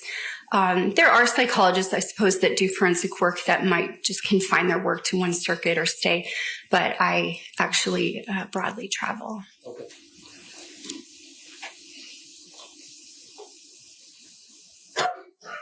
You said that your practice is now entirely forensic? That's correct. What you said? And you've testified about what kind of forensic work you do? Yes. So as a forensic psychologist, sometimes I am tasked with testifying about something very specific. So for instance, a person's ability to stand trial if they're knowledgeable and can go forward with their trial process. I've testified about a person's sanity at the time of the offense, meaning if they had a mental health condition that met the statute as to not being sane at the time of the offense. I've testified in sentencing hearings. I've been an expert witness for Department of Children and Families. I've testified in vocational rehabilitation hearings as their expert, in what's called social investigation. That's what they used to call custody evaluations. So in numerous capacities. And would it be fair to say that a lot of times you're appointed by the court to provide the service that you provide and you're paid by the state? That's correct. What percentage of your work is where you're paid by the government to do the work? I would say that the majority of my work comes through with that court-appointed funding. Percentage-wise, probably about 90%. Okay. And I realize you testify on occasion by the state, but majority of your time, 90%, 95% of the time, you testify on the behalf of the defense? Yes, the evaluation is complete, and either side can call me for testimony, and the majority of the time I'm called by defense. And so you make a living by traveling the state, and generally the court system, I think they call it JAC, pays your fees.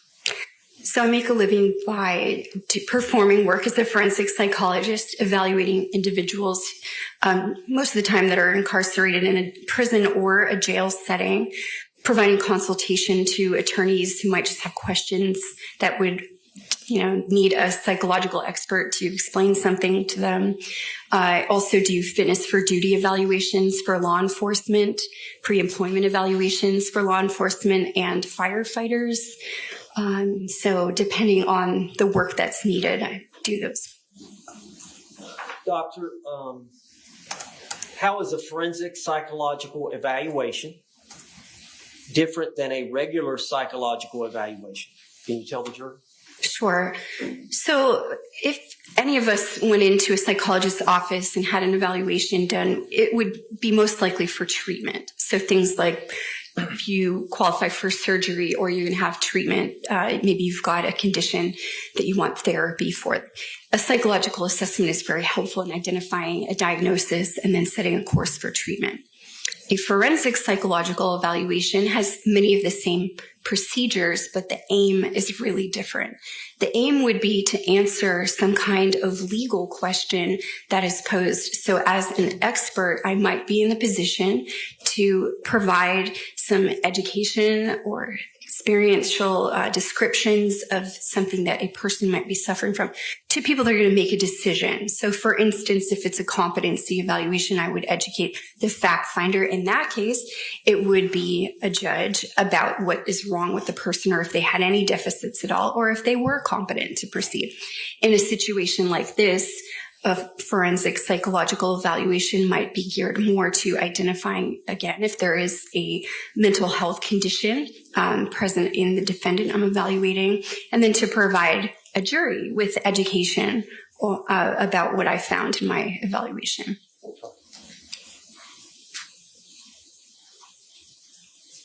How many forensic psychological evaluations have you conducted? Estimate.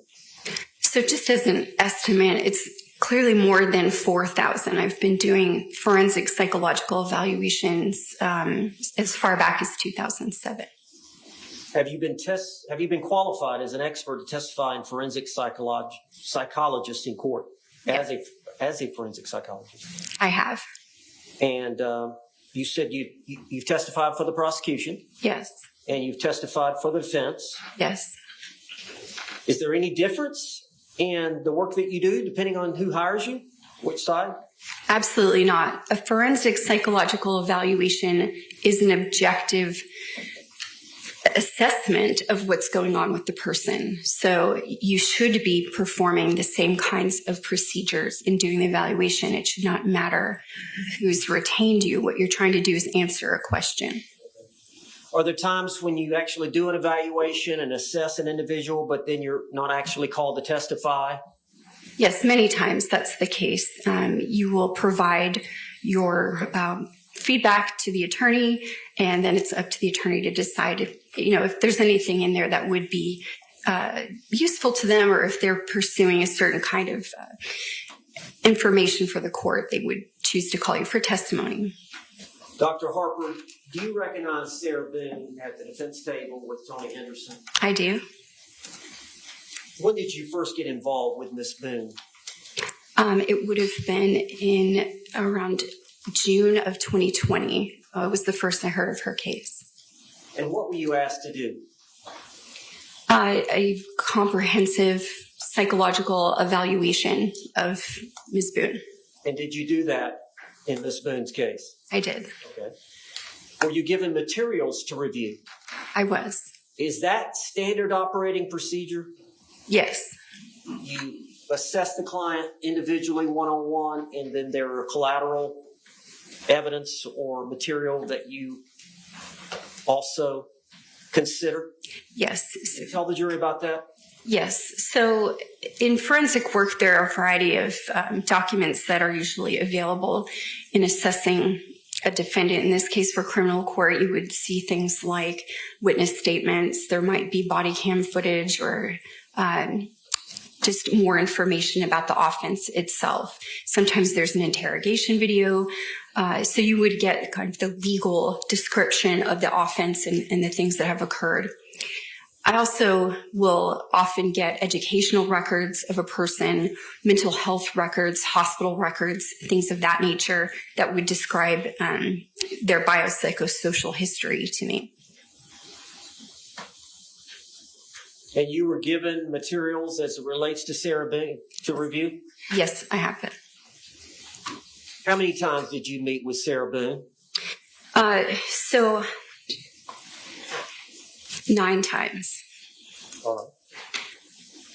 Can you tell the jury what you did as part of your evaluation of Sarah Boone? Well, we had a clinical forensic interview in which I reviewed her background history, so her early childhood. I also assessed her with assessments, meaning I administered 3 psychological tests to her. I reviewed her prior mental health records, her interrogation video, some prior information about her legal history. So she had been previously arrested. I reviewed that as well. We had an opportunity to review the transcript of her interrogation video. So there were a variety of things that would be considered what I did with her. Okay. So you considered some medical records? Yes. And did you also consider some records from Jorge Torres' records? I did see his hospital records.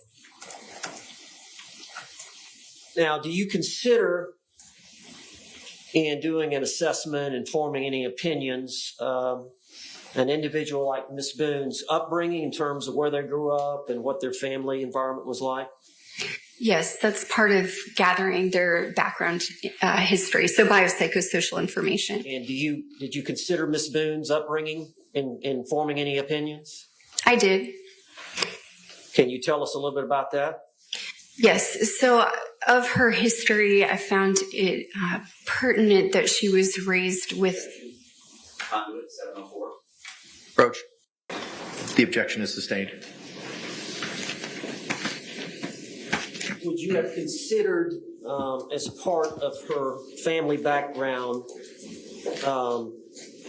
whether or not some of her family members had passed away early in her life? Objection. Pleading. Conduit 704. Sustained. Do you consider the entire family background and history without going into the details of what she said or what you learned from looking at records? I'm sorry? Yes. And did you consider her relationship with her mother as part of her psychological development? Yes.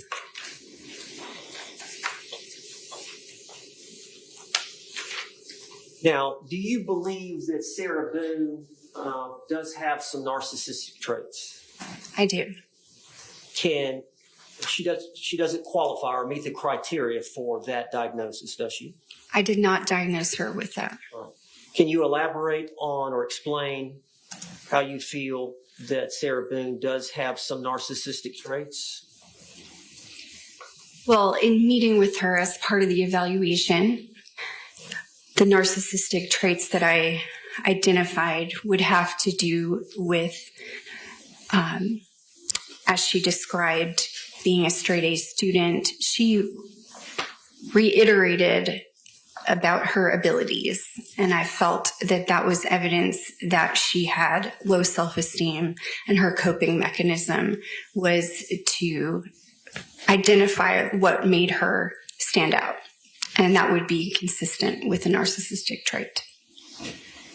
Now, I know there's been reference in this case to a manual that all psychologists, all psychiatrists refer to. Do you have that manual with you? I do. And what is the name of that manual? It is the Diagnostic and Statistical Manual of Mental Disorders, the text revision. So it's the DSM-5 text revision. Now, Dr. Brannon testified earlier today, and there was some evidence relating to when you suffer from narcissism, there's a sense of grandiosity. But is that from this manual and your studies and your experience, where they require excessive admiration and whatnot, that there's a reason for that?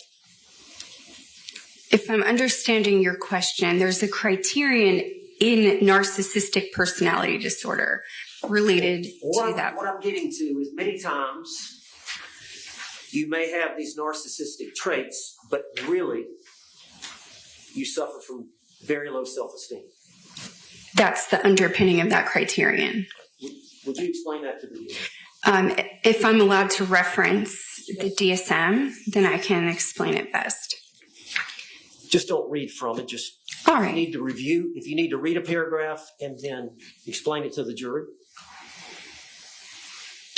So based on the description in the DSM, if a person's self-esteem is very fragile and they have low self-esteem, they may require more outside admiration or even appear more grandiose in their abilities, because at root, they don't feel secure and confident. And so it's what we would call a defense. And so that criterion is actually a way that a person tries to make themselves feel better.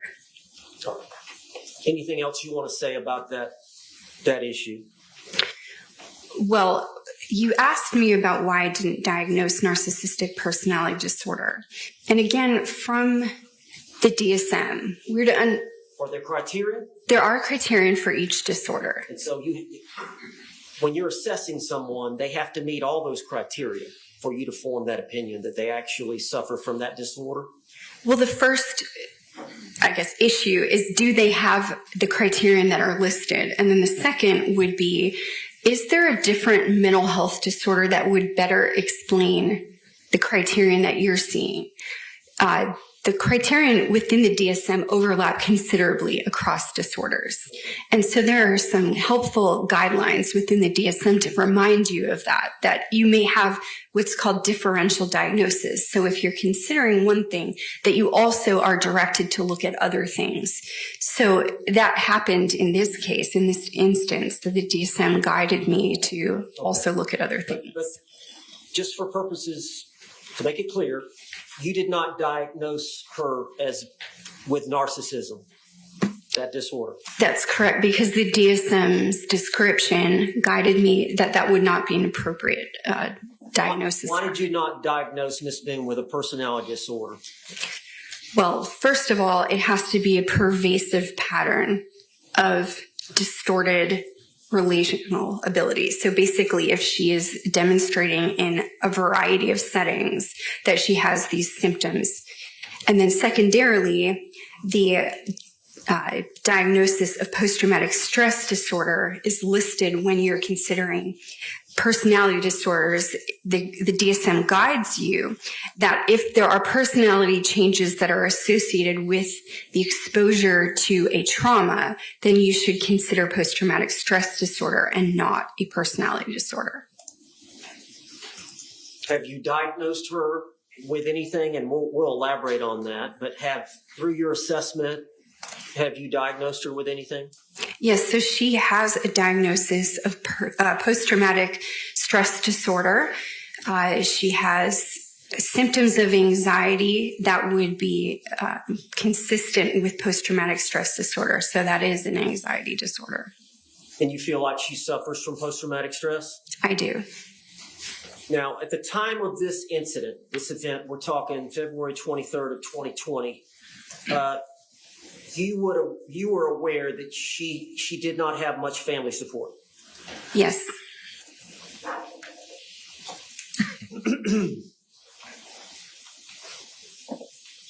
Doctor, why do you administer psychological testing? Psychological testing allows an objective measurement of what the person's symptoms may be as compared to sort of an average. So if we can see what the average range on a standardized measure would be for any person, if there is an interpretable difference, that gives me clinical information. So it's not just relying on what the person has told me. I've got an objective measurement that I can compare to other people. And then I also administer psychological testing in a forensic evaluation to help assist me in making sure that the person is intending to put in good effort with me. In some forensic settings, a person may have a reason to present symptoms, like if they're in a custody evaluation, for instance, they might have a reason to minimize symptoms, or they may exaggerate something else. And so assessments as to the person's response to you and if they're validly participating are important.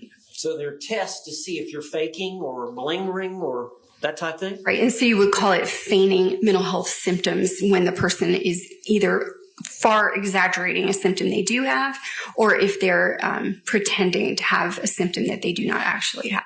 Okay. Now, as it relates to Sarah Boone, what type of psychological testing did you administer? I administered the inventory of legal knowledge, and that is a test that has to do with whether or not she was validly participating regarding her understanding of the legal process. I also administered the Miller Forensic Assessment of Symptoms test. Now, explain to the jury what that Miller Forensic Assessment of Symptoms test is. So that is also a test of feigning to identify if she's validly participating in the evaluation. So if she had endorsed psychological symptoms or psychiatric symptoms, that would be unusual or not typical of a valid psychiatric patient. What were the results of Ms. Boone's test on the Miller Forensic?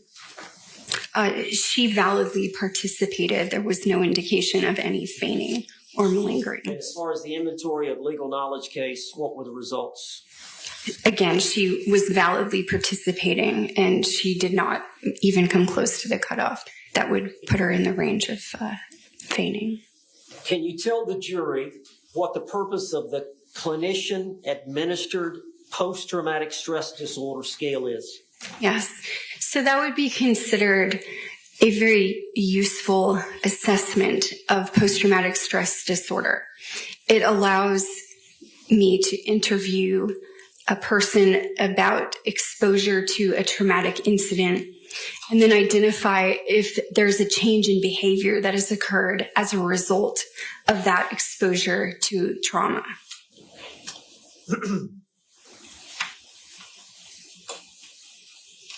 At the time that you administered that test, did Ms. Boone in fact have post-traumatic stress disorder? Well, or tell me the results. Yes. So the results would be consistent with a person having post-traumatic stress disorder.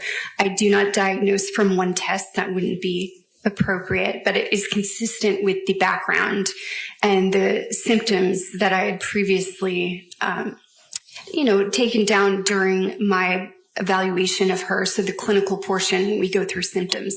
That was consistent with the outcome of that test. And would this testing, all the testing, help you determine if Ms. Boone had a change in functioning from before the alleged trauma to after the alleged trauma? And I'm referring to the trauma. We're going to talk about what the trauma was, but the trauma was the intimate partner violence? That's correct. Okay. But would that testing help to determine if she had a change in functioning from that trauma of the intimate partner violence? Absolutely. And did you determine that she did suffer from a trauma as a result of intimate partner violence? That was my conclusion. Yes, that's my opinion. Now, in considering all the available information, you don't just rely on what Ms. Boone tells you to make your decisions. No, I don't. I do interview a person as part of the clinical forensic interview, of course, but I also consider things that are reported, like in the arrest narrative, witness statements, of the medical records. So there are a variety of sources of information, collecting data points and reviewing those to arrive at a conclusion. So you did review Ms. Boone's previous diagnoses in her history? Yes. Did you consider the previous diagnoses in arriving at your own? I did, yes. What did Ms. Boone, what had she been diagnosed with prior to you getting involved? Objection 704. Roach. The objection is sustained. But you would agree, and I think this is a fair question, you would consider prior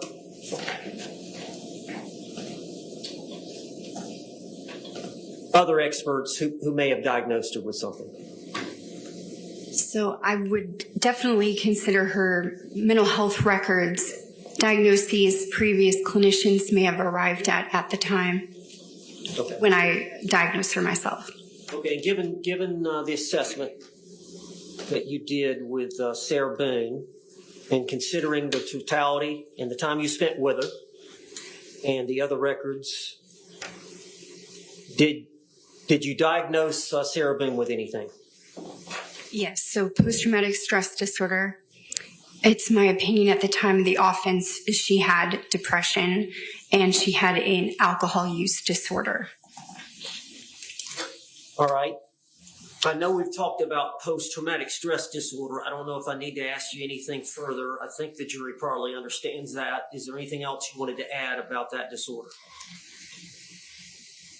I'm not sure what the jury's already been told about post-traumatic stress disorder, but in Sarah Boone's case specifically, because of enduring, she specifically noted the time that she was stabbed with the knife as being an extremely... Sustained. You have viewed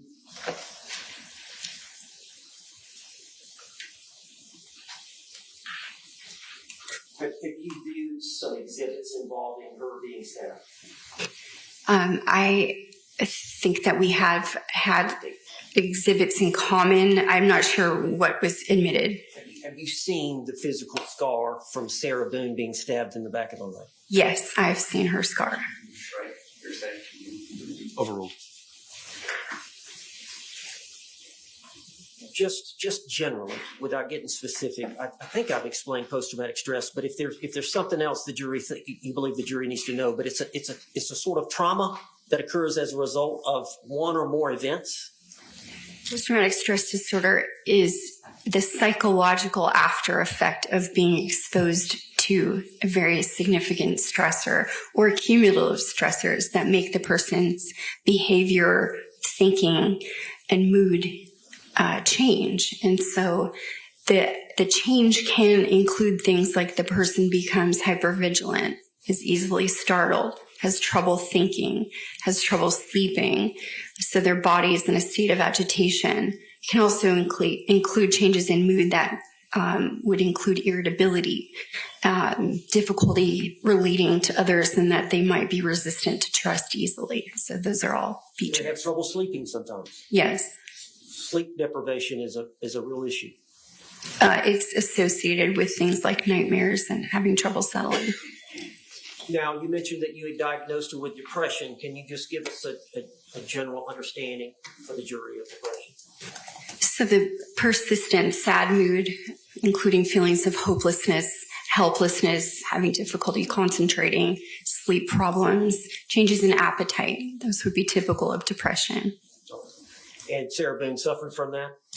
Near the time of the offense, yes. All right, can you explain to the jury alcohol use disorder? That's a fairly new name. That's 5 or 6 years ago. The manual came up with a different name. It did, right. And so that would be, in layman's terms, we might call that alcoholism. It's a tendency to drink too much and then have some kind of consequence in your life as a result of your substance use. And alcoholism can be depending on how much you drink and then how often you drink. That's right. All that is something that you would consider in diagnosing? Yes. The many people who suffer from alcohol use disorder, I don't know how to put this, are they in denial? I would say that that is one of the stages of alcohol use disorder and amenability to treatment. So in denial, it's because you do not want to acknowledge that there are consequences from your use, because in doing that, you might have to reduce how much you're using. So to deny means that you feel that you can continue your use without having to change that. So you want to maintain the access to the substance. You don't have a problem. That's right.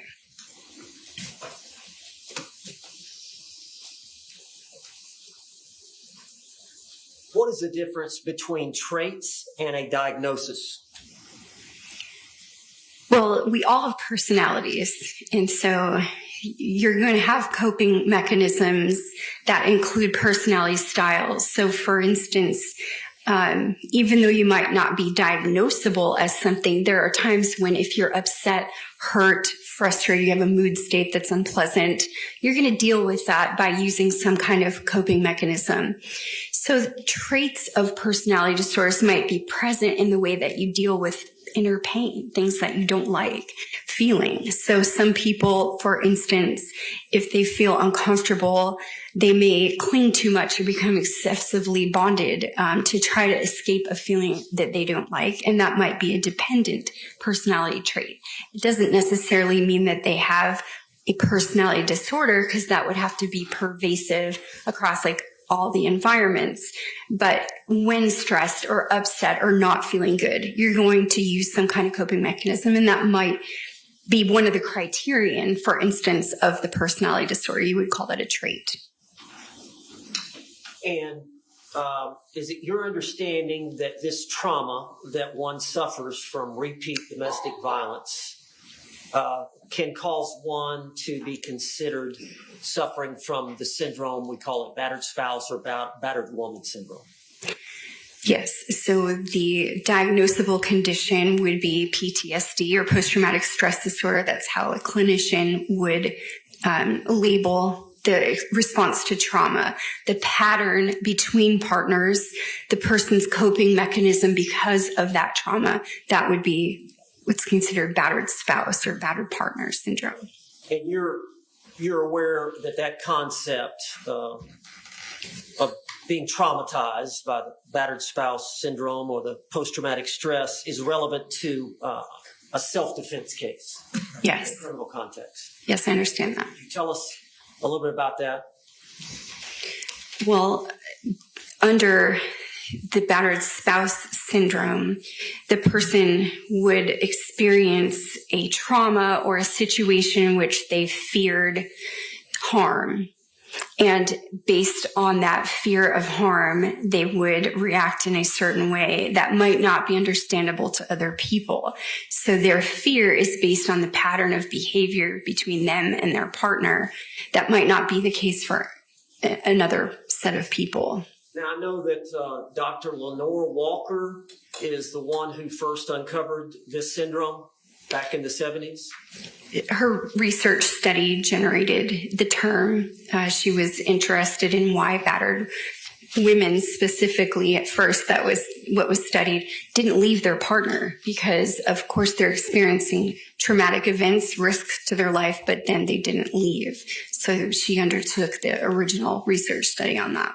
And just briefly touch on, because I know Dr. Brannon has this, there was a 3 stages that Dr. Walker developed for that syndrome.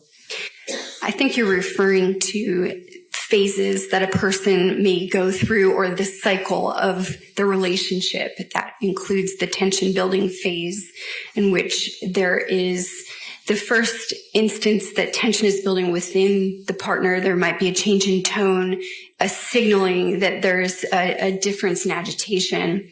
The second is the true battering event. So something has happened between the partners that's violent in nature. And then third, there is the honeymoon phase, which is to keep the relationship intact. The batterer would engage in what's like called honeymoon behaviors, like trying to repair the relationship, apologize, essentially keep the victim from departing from the relationship. So those are 3 phases. is it fair to say that psychologically the abuser, does alcohol often involved in the abuse? Yes. And as far as the victim that's getting abused, and you say it's a cycle, is the victim, when they go through that last stage, the honeymoon stage, are they thinking, okay, it's going to be better? Yes, the hopefulness in that, trying to believe that the behavior has changed, that they're not going to be abused again, the hopefulness to maintain the relationship, to forgive. That's part of that last stage, phase 3, is maintaining the relationship. I don't think I've asked this. Why would someone who has been exposed to intimate partner violence perceive the likelihood of a new violent event about to appear? Why would they perceive the likelihood of that violence differently than, say, a normal person? Well, it speaks to the pattern. So any relationship will have its own special pattern, that you have things that only your partner knows about you, or certain looks that you give that mean something, and you learn that over time. So over a period of incidents, basically, the victim begins to perceive cues that would signal impending danger.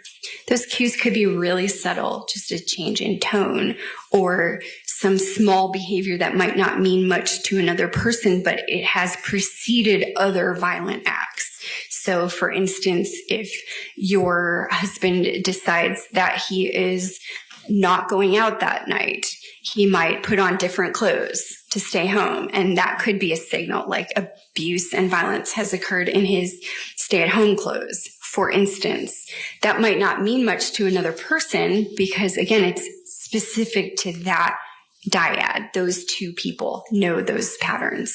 So the victim may perceive a small or subtle change in their partner as a cue because they've become hypervigilant.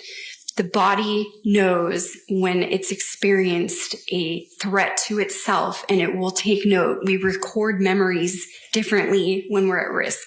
So these subtle cues become very well memorized by somebody who's being victimized. Now, on this, and battered spouse syndrome is a subset of post-traumatic stress disorder, which you've diagnosed Sarah Boone with.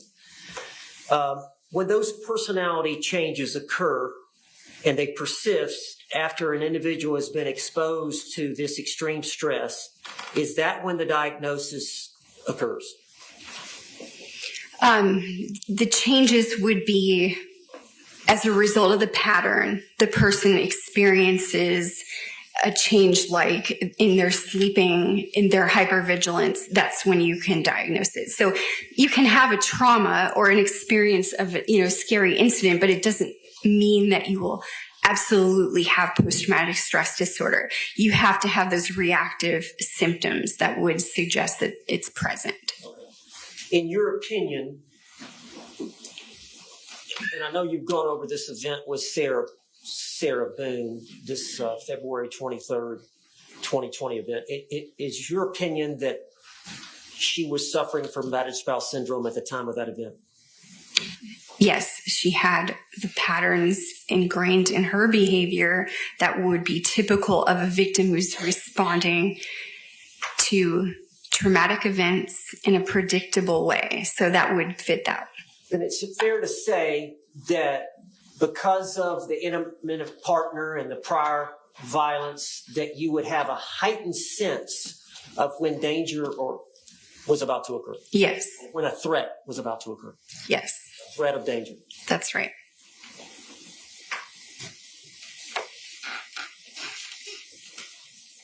Now I want to talk about placating the abuser. A victim placating an abuser. Are there predictive cues which an abuser may exhibit to a victim that result in a high level of anxiety arousal, in which the battered woman may attempt to reduce through several different means to delay the beating? Can you explain that? Yes. So the phase of the relationship that starts with that tension building, that is a jumping off point Potentially. So if you can stop the escalation, you might stay in phase 1 for a period of time. Phase 1 being that tension building phase and trying to reduce it and not allow it to escalate. So placating the abuser might include distraction. It could include substance use. It could include a change of scenery. There are a lot of things that a partner will learn to do so that they don't have the escalation into an abusive event, if possible. Doesn't always stop it. Now, in reviewing all of the data, all the reports, medical records, and whatever reports you considered,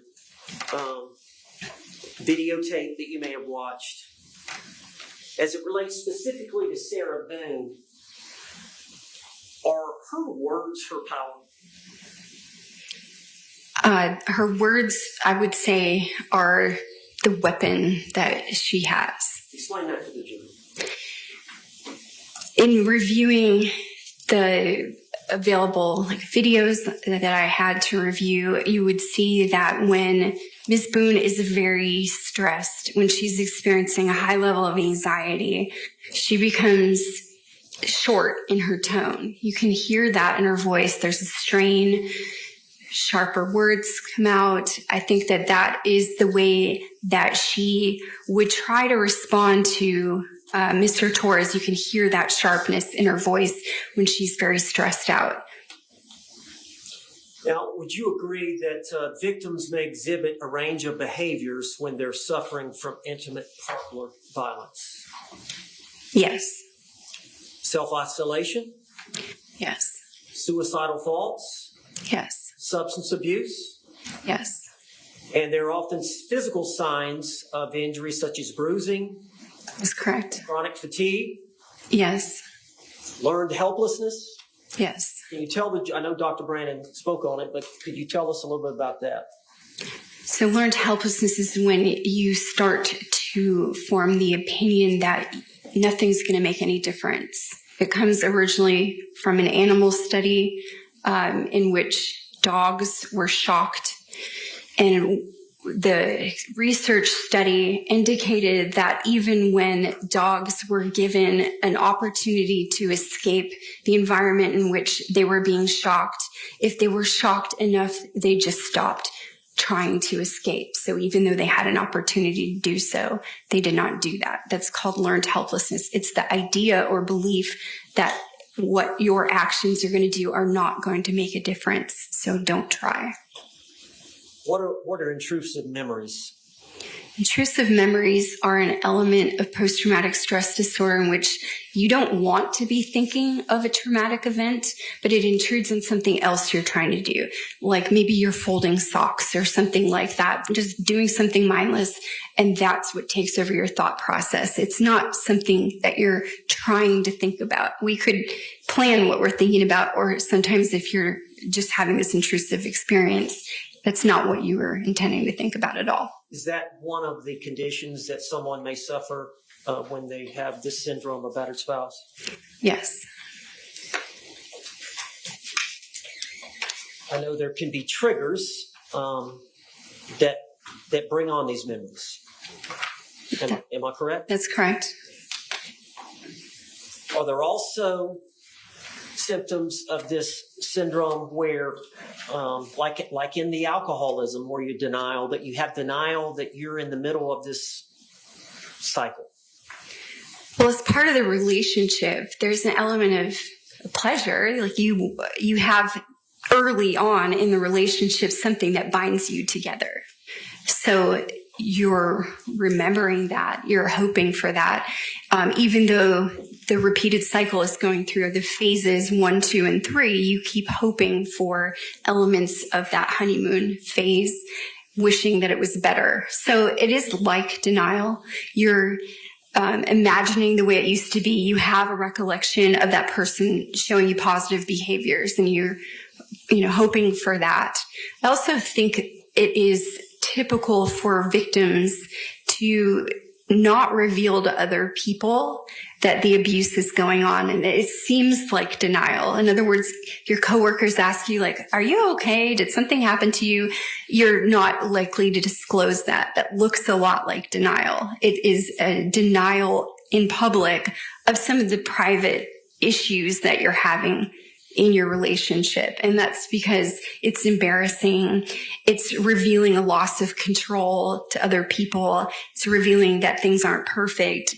You might even get feedback that you should leave your partner, and that's unwanted because you're already having that, concern in your own mind about it. And so, it seems like denial on the outside to hide it. Would you agree many people who suffer from this, they're minimizing what is happening to them? Yes. And they're numbing their emotions to it. Well, to stay present and keep that relationship, it's very difficult for a lot of people because they're experiencing physical and emotional harm. So they want to numb it because numbing it means that you can keep that relatedness no matter how bad it's getting. Does some people with this syndrome disassociate? Relevance. Approach. Objection to relevance is overruled. Do you agree that battered women often develop the defense mechanism of being able to psychologically detach from their body during a traumatic experience? Some people do experience that. I'm just going to list some of the symptoms that you find in battered spouse women just to see if you agree with these. So we talked about intrusive memories and flashbacks of the past traumatic events. You agree with that? Yes. The severe anxiety and hypervigilance. Yes. The panic attacks. That is sometimes present. It depends on how the person experiences anxiety, but some do have panic attacks.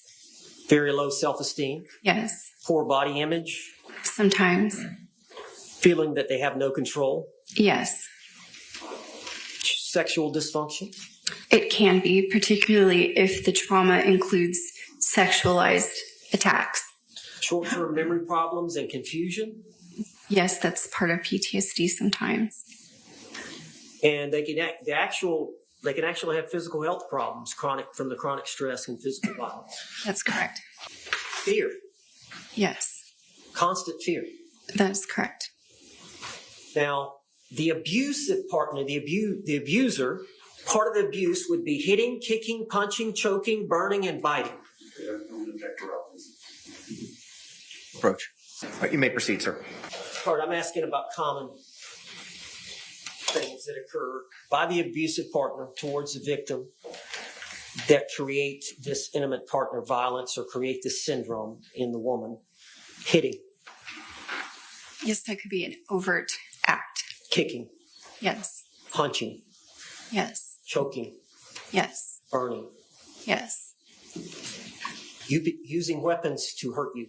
Yes. A knife. Correct. Curtain rod. Yes. Threatening to hurt you, your children, or your pets. Yes. Belittling and humiliating you.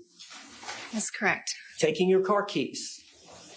That would be considered a form of control. So yes. Controlling your money.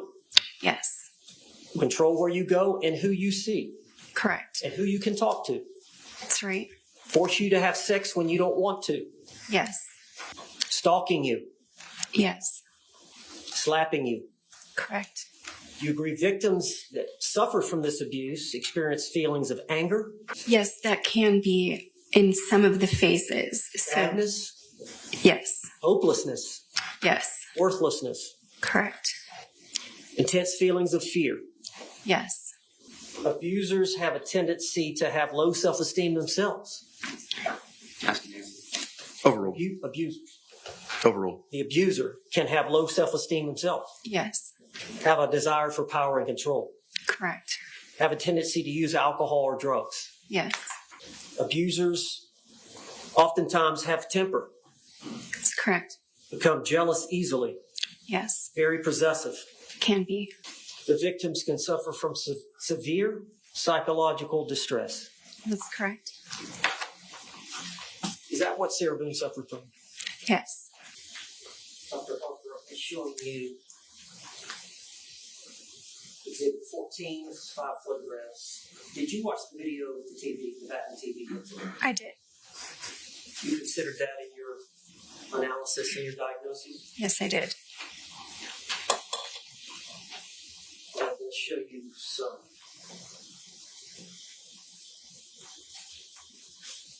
pictures. Exhibit 12. I believe she's testified for the curtain line. Are you familiar with that? Yes.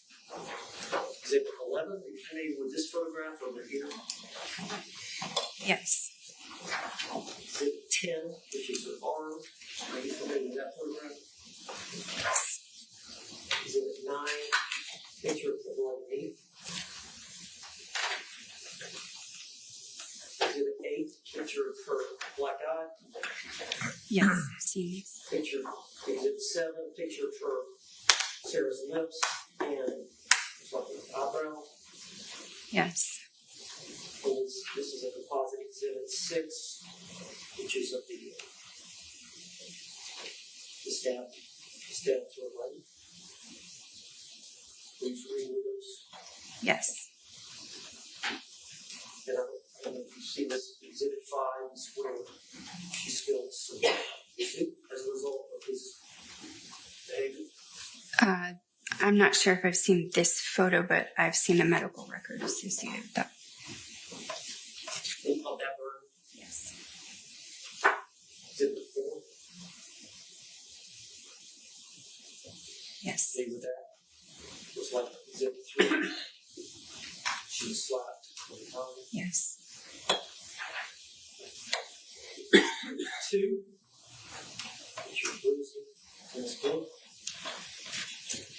Yes. Did you consider all those photographs informing your opinions that you've expressed here today as it relates to Sarah Boone? Yes, under the substantiation that she has indeed experienced past instances of intimate partner violence against her. Is it fair to say that it takes time, a number of times, to visit with someone like this to build trust? Yes, traumatized people are slow to disclose information. You have to build rapport. You have to make sure that they experience you discussing other things without an emotional reaction. They feel easily judged, as we mentioned, have defensive denial, things like that. So you need to build good rapport in doing an assessment with somebody that's experienced trauma. So a lot of times they're very slow to open up and tell you about the abuse. That is correct. And they'll actually often lie about it. Deny it, yes. Just say that that's not the issue or they're fine. So oftentimes I'll have an evaluation request come from an attorney who's having difficulty interacting with their client, and then ultimately it's the result of trauma. Now, I know that you viewed everything, and I know you've seen her 9 times. Is there did you feel like you had enough time? Was 9 visits enough time for you to feel like you had enough time and information to form the opinions that you've expressed here today and given to the Yes. That's all the questions I have. Okay. Any cross-examination? Yes, sir. Good afternoon, Dr. Harper. Good afternoon. So you have done some evaluation work on battered spouse syndrome for a prosecution in the past? No. All right. Have you done insanity evaluations for the prosecution in the past? I have been called to testify about that. So you understand when the government obtains a court order for their expert to come in and do an evaluation, it's for one evaluation, correct? I believe that you're saying that the government can retain their own expert, yes. No, man, what I'm talking about is you just went through that you had 9 visits with Ms. Boone, correct? I did, yes. And that was over the course of 8 different days because 2 of those visits were morning and afternoon sessions, correct? That's right. And what we are trying to help you have the jury understand is that when you get hired by the government and the court gives you an order to go evaluate somebody, you get one crack at the apple. Is that your understanding from your past work working for the government?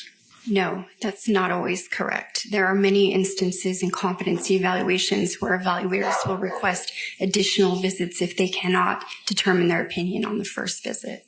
All right. Specifically, when it comes to an affirmative defense, such as battered spouse evidence and insanity, what is your understanding and your expertise? What is my understanding of the issue? Oh. Judge, the question. Legal objection. Objection? Legal grounds. He asked a question about battered spouse and Approach. Objection sustained. When it comes to an affirmative defense such as battered spouse syndrome being used for self-defense or, not and, insanity, it requires a court order for the state to go have an evaluator go, right? Yes. All right. Now, what are the agreed upon criteria for battered spouse syndrome? Well, you would evaluate if the person is indeed suffering from a behavioral response like a mental disorder. So first of all, has the person demonstrated that they've got a behavioral change? And is it in response to a violent act? Do they perceive threat where they've been exposed in the past? So a pattern of violence that has repeated. Does control over another person in an intimate relationship have anything to do with it? Yes, it can. Does isolation have anything to do with it? Yes. And by control, I mean controlling who you go see, who you hang out with, so on and so forth? Yes. And could it involve controlling personal items of the other person as well? Yes, it can. So that's what I'm asking. Like in the DSM-5 TR, I believe you pulled up narcissistic personality disorder. Yes. And so when you do that, it pulls up and it says there's 9 criteria and 5 of those criteria must be met to make a diagnosis for narcissistic personality disorder, correct? That's right. Now, battered spouse syndrome is not recognized by the DSM-5 TR, correct? No, it's not a diagnosis. You wouldn't use it as a diagnosis. And what I'm asking is, even though we haven't written it down in the Diagnostic Statistical Manual, and I mean like the Ohio State University or something, is it written down anywhere? Can one psychologist or psychiatrist rely upon a recipe or a list of criteria that everyone else would be using in your field as well? There is no standardized approach you must follow. In other words, sometimes if we have a statute, for instance, it would identify what we must investigate. It doesn't exist like that. There's no statute directing it. And there's nothing written down anywhere that says, of these 9 criteria, these things must exist. Controlling your partner, isolating your partner, beating your partner, so on and so forth, correct? That's right. All right. Now, this kind of abuse can come in the form of emotional or mental abuse outside completely of physical or sexual abuse, correct? So that is a component. You can have extreme mental abuse occur of a person, yes. And if that person responds to that environmental stimuli of whatever it is the partner is saying or doing to them, they may internally view that as traumatic. They could. Or they may not. That's right. It's entirely possible for 2 people to be in a 3.5-year relationship that has physical violence and neither one of them feel traumatized by that. Is that correct? That's right. If they have enough supportive or positive experiences that would negate that ratio, so of positive to negative, they may feel okay. And a man can be subjected to this sort of trauma, whether it be physical, emotional, or sexual, by an intimate partner as well, correct? That's right. And it's basically it's unique to each relationship, right? That is right. But trauma is in the eye of the beholder. Is that fair? Whether a negative experience traumatizes somebody is going to be in the eye of the person who experienced that stimuli, correct? I only partially agree with you. It's a complicated answer because some of the manifestations of trauma are behavioral. So for instance, when I evaluate veterans who have returned and they may not know that they've been traumatized, their bodily responses that include like difficulty concentrating, they can't sleep, they're hypervigilant. The PTSD diagnosis encompasses outward manifestations. So even though they don't acknowledge trauma, you can still identify it as a clinician. But still, somebody like a homicide detective or a homicide prosecutor can go to scenes where there are dead bodies, go to autopsies where there are dead bodies, and not walk away with any trauma, correct? Whereas somebody else might. Right. The environmental, I guess, cues for that person, and also working with law enforcement, they become seasoned to micro traumas. So the first, almost every police officer can remember the first dead body they've seen. So it's in their memory. And then they become accustomed to seeing gruesome scenes. They have an increased tolerance over time because it's part of their job. It may not be part of their intimate relationship that they have with someone else. Now, you brought up veterans. Is something common with PTSD with veterans something like firecrackers may set them off because it reminds them of acts of war? That's right. You're not suggesting to the jury today that if somebody who returns with PTSD from service and hears firecrackers is justified in going outside and just shooting bullets everywhere, correct? No, that's not what I said. I'm not saying you did. Okay. What this battered spouse syndrome evidence is helpful for is not that subjective mindset, but rather helping to explain the objective circumstances that are presented to somebody and how it might be different from somebody with those experiences. They may view something objectively different.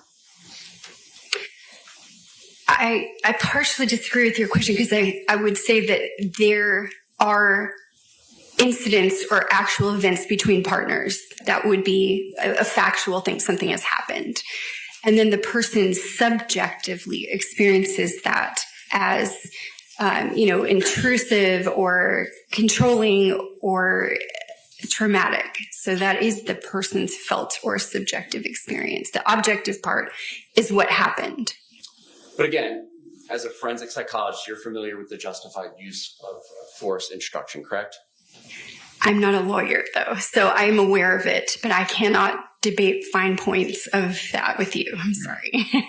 I'm just helping. I'm trying to understand what you said before, because there's a subjective component, whether or not a person believes subjectively that they need to use some sort of force, deadly or non-deadly. You agree with that, correct? I do. And then there's also a second component that it's objectively reasonable to the ordinary person to use force, correct? I understand what you're saying, yes. And what I believe I heard you mention earlier about battered spouse syndrome was originally was meant to help understand why people stay in these relationships. Originally, yes. Because it may not just be intuitive to somebody who doesn't understand these things, why somebody who is abused time and time again would remain in that relationship, correct? That's right. And again, and I know you're not a lawyer, but if the law has evolved about retreat and not having to retreat and so on and so forth, that kind of changes some of the lens of this, correct? Judge, I'm going to object. Approach. Okay. Question withdrawn. You may proceed. All right. So you would agree that hypothetically, if somebody is running down their partner, saying negative things about them, telling them they're unattractive, telling them things that would potentially hurt their feelings, that could be an element of control of a verbally abusive relationship. It could. Okay.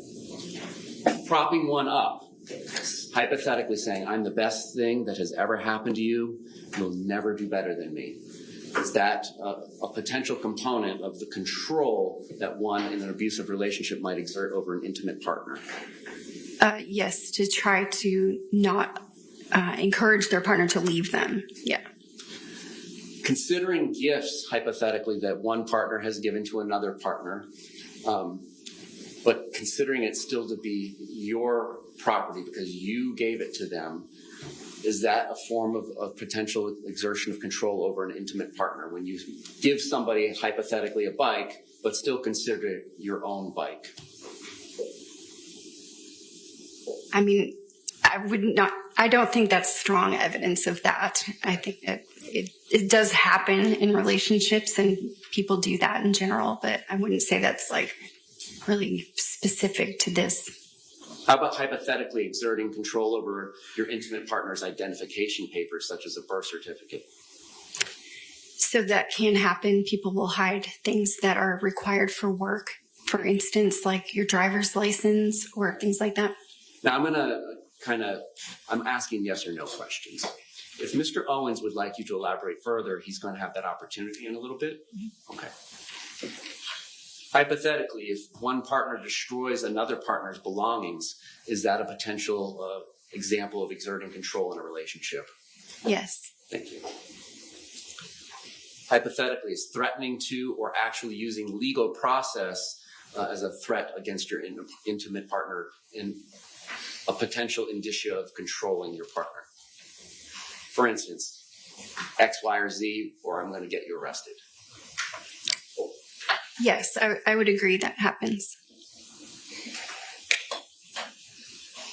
Now, I assume you would agree that this cycle of violence that we've described, the tension building, the blow up, and then the honeymoon phase, you would agree that just one of those cycles could be enough to give somebody a traumatic experience if they took it as a traumatic experience. Yes.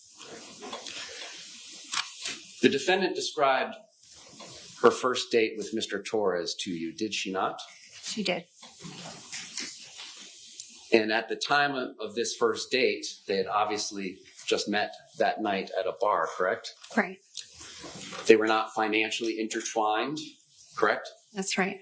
They shared no children in common. That's right. They did not live together. Correct. And after this description that she provided you, which included him smashing her phone, correct? Yes. Hitting her, first time she'd ever been hit in her life, correct? Yes. And making her crouch in like a fetal position on the porch for several hours to the point where it hurt her back, correct? Yes. Threatened to sodomize her. Correct. And she described that she was all bruised up, correct? Yes. After that, this is the first time she had ever met him, correct? I believe so. There was a second date, correct? Yes. Despite not having any of that intertwinement that we went through prior to this description, correct? That's right. Now, it is possible under what we've discussed, right? Just that quick one date can be that buildup of tension and blow up, correct? Yes. But it's different, hypothetically, than saying a spouse who is financially dependent on his or her other spouse in a 20-year marriage with a house full of kids than a first date, correct? You would agree in severity, in the intertwinement, there's a difference. There's a difference in intertwinement. The pattern can be exactly the same. Now, of course, there are many different reasons why somebody will stay in a relationship that, when perceived from the outside, others would say is abusive, correct? That's right. The defendant described that she felt like she was making Mr. Torres a better person, correct? That's right. A better father, correct? Right. A better ex-husband. With phone calls, yes. And she would tell him to call his children. That's right. Make sure that he sent them Christmas gifts. Yes. And make sure he sent his ex-wife money when she asked, correct? Yes.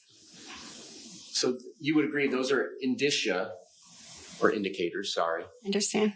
I know you know. That perhaps she wasn't necessarily financially dependent on Mr. Torres, correct? I'm not saying conclusion, but those are indicators. If you're saying, please spend your money elsewhere, that I don't need your money, correct? No, because even if there was money that was needed by Ms. Boone, her tendency to put the needs of her partner before her would direct her to do exactly that. Like, make him better, make him have the availability to visit his children, send them presents, even if she's the one that needed the money. And in her perspective, Mr. Torres needed her to do this to make him a better person, correct? I believe that, yes.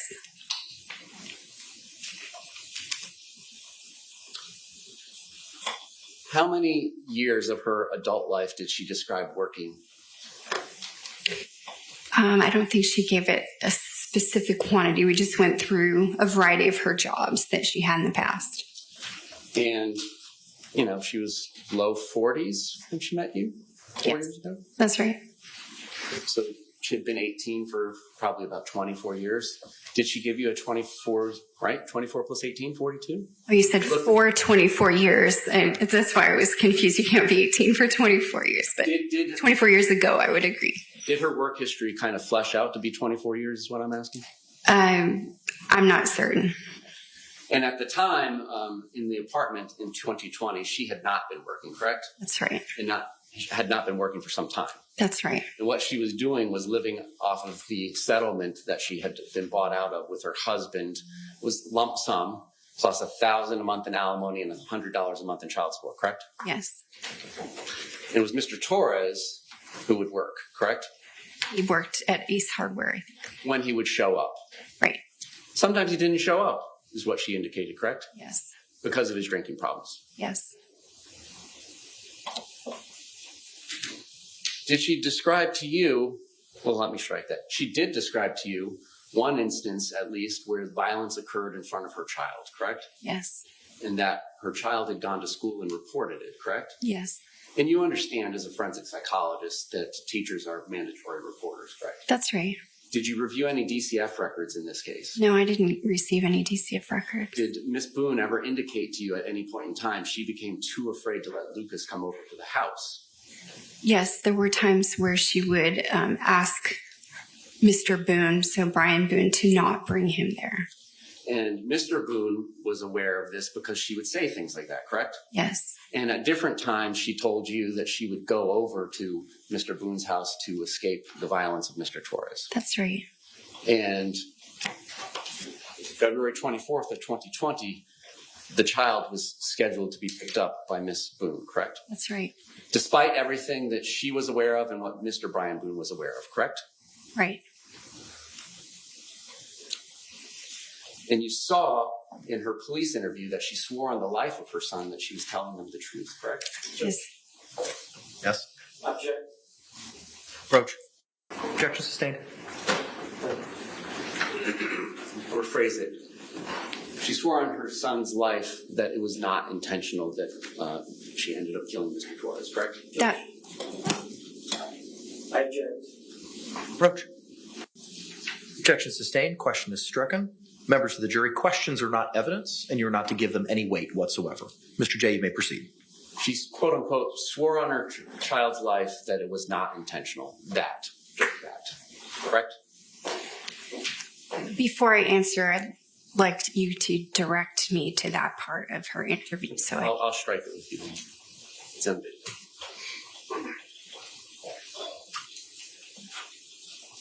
Some of Miss Boone's diagnoses predated her relationship with Mr. Torres, correct? Yes. And so when diagnoses predate a violent intimate partner relationship, there is an independent cause, even though they may then later contribute to the phenomenon, correct? Well, I wouldn't say that all mental disorders have an independent cause. Okay. Sometimes they're spontaneous or biological in nature. Well, let's talk about hers. I mean, you're familiar with her prior diagnoses, and you went through her childhood, so on and so forth, correct? I did. So she was bringing some things with her prior to Mr. Torres' relationship, correct? She had these. Also, yes or no, ma'am? Yes, she did. Thank you.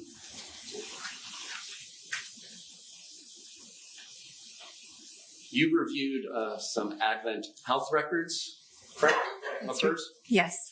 And some Aspire records of hers, correct? Yes. And you would agree that there are times in the Advent health records where she goes to the hospital and then leaves before getting treated, correct? Yes. And there is a time when she goes to the hospital where she is described, their words, not mine, as having ETOH on board. Yes. Do you understand what ETOH means? In a medical record, you would use that shorthand for alcohol. Or ethanol, right? Yes. Drinking alcohol, not the other stuff. Correct. And in the records that you reviewed from Aspire, she came with complaints of depression in January of 2018, correct? That's right. And ethanol or alcohol is a central nervous system depressant, correct? Yes. And I know you're a psychologist, not a psychiatrist, so let me know if I'm pushing you too far and you're not going to answer. But you are familiar generally with the effects ethanol has on the body. Generally, yes. And you diagnoses of alcohol abuse disorder. I do. And in your professional life or personal life, are you familiar with the standard serving size of drinks when you're evaluating somebody's drinking? For instance, hey, I only drink 2 drinks a day. All right, well, are they 64-ounce mugs of beer or are they 12-ounce? So are you familiar in that context? It might be a question I would ask during evaluation. What are you referring to? Is it a mixed drink? Is it a shot? Like, I try to identify that. And do you ever ask if somebody says they drink 2 glasses of wine, well, how big are the glasses of wine? Sometimes. And is your understanding that 5 ounces is the standard serving of wine since it's about 12% alcohol? I'm not sure what the standard size is, but I would ask regarding like a wine glass. And in January of 2018, when she came in crying and complaining of symptoms consistent with depression, she had a blood alcohol level of 0.165, correct? I believe so. And in October of 2018, when she ended up going to Aspire, when she was found stumbling by police, she had a breath alcohol of 0.185. I'm reacting to your description of her stumbling by police. I know she approached police for help. So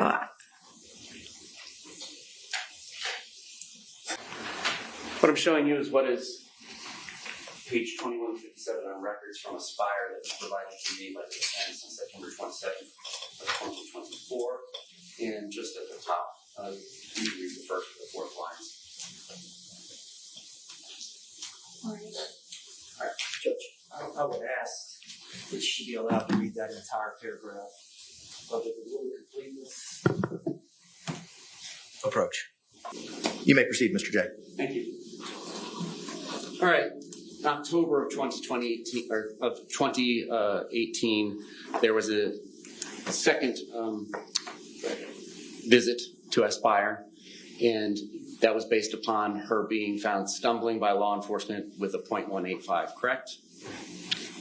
And that's she walked up. Okay. So I'd have to say no, the way you phrased the question. Ma'am, Boone was stumbling due to her level of impairment, paren 0.185. Yes, I would agree. Is that part of the records you relied upon? Yes. Thank you.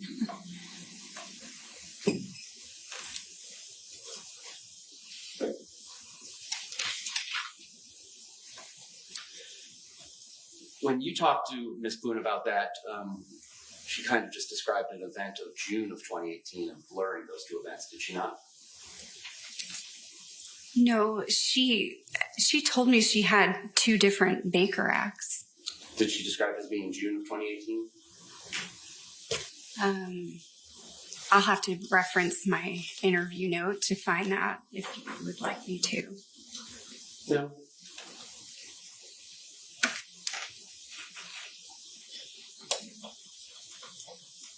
Do you remember giving a deposition on October 1st at the state attorney's office downstairs? I do.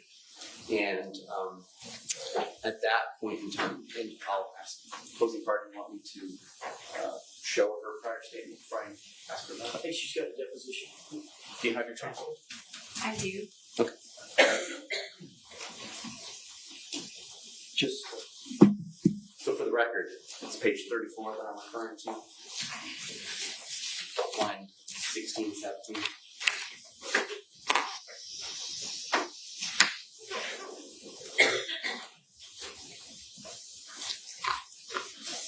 Yes, I'm with you.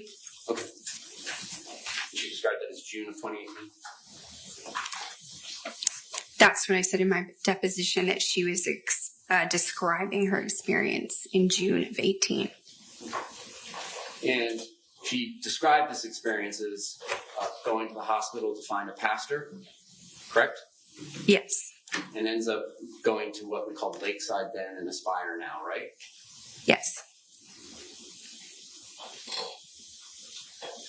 And then what you described was she was talking about more of the violence that occurred specifically regarding a significant episode of Jorge driving her roughly in the car, so on and so forth, correct?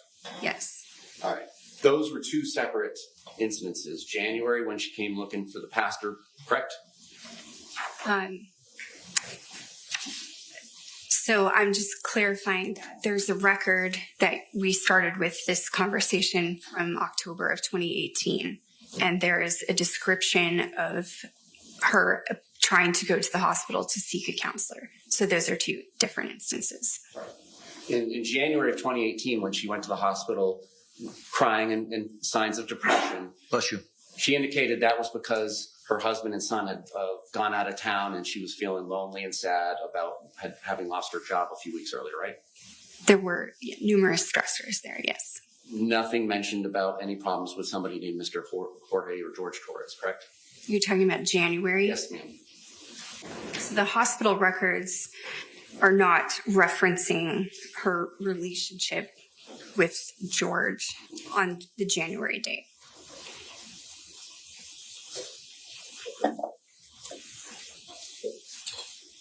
Now, in talking about February 23rd, 2020 with Ms. Boone, you talked to her about that on several occasions, correct? I did. And part of one of those conversations, at least, was about an incident that she indicated had happened the night before February 23rd, 2020, correct? Yes. And she indicated and told you that she had been dragged down the stairs the night before the suitcase incident, correct? That's right. And in part of your review of this case, you reviewed all the crime scene photos, correct? Yes. And those include photographs of Miss Boone, correct? Yes. And were there any indications in the photographs of injuries on her consistent with being dragged down the stairs of carpet? I didn't see inside her scalp. So I didn't see photos of inside, her hair follicles and this area of her head.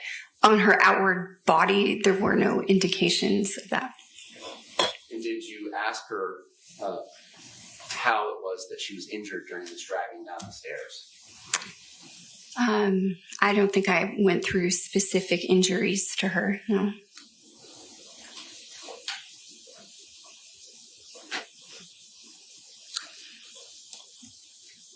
Do you agree that alcohol intoxication affects the credibility of a historian that's providing history to you, patient, or a client? If they're actively intoxicated, yes.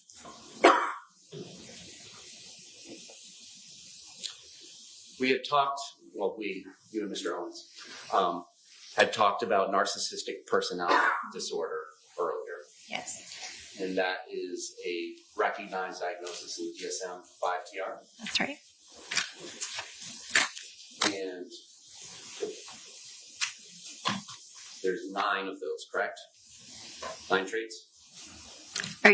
You're talking about the criterion of narcissistic personality disorder? Yes. Like page 761 on your hard copy? Thank you.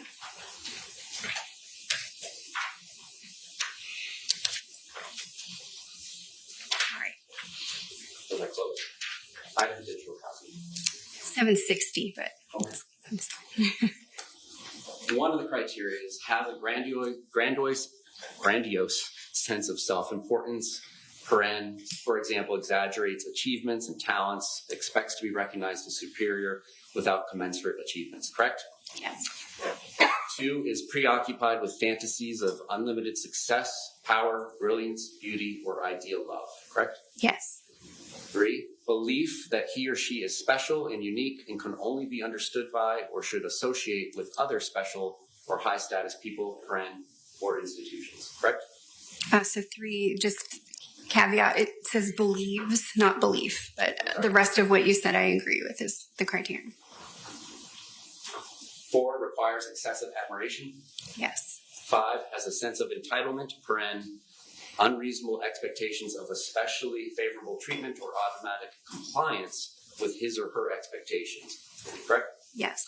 6 is interpersonally exploitive, takes advantage of others to achieve his or her own ends, correct?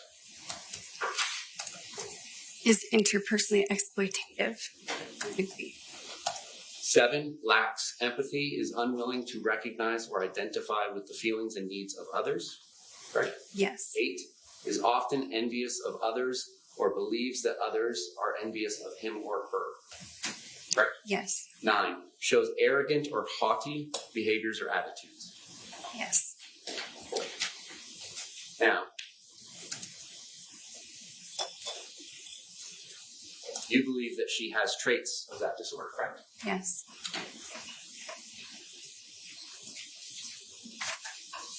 Grandiose sense of self-importance? There are indications that she feels like that or has expressed that before. So that's a yes. Yes. Preoccupied with fantasies of unlimited success, power, brilliance, beauty, or ideal love? No. Do you remember going to the state attorney's office on October 1st, 2024 and giving a deposition? I do. And it was in front of a court reporter, like not a court reporter here?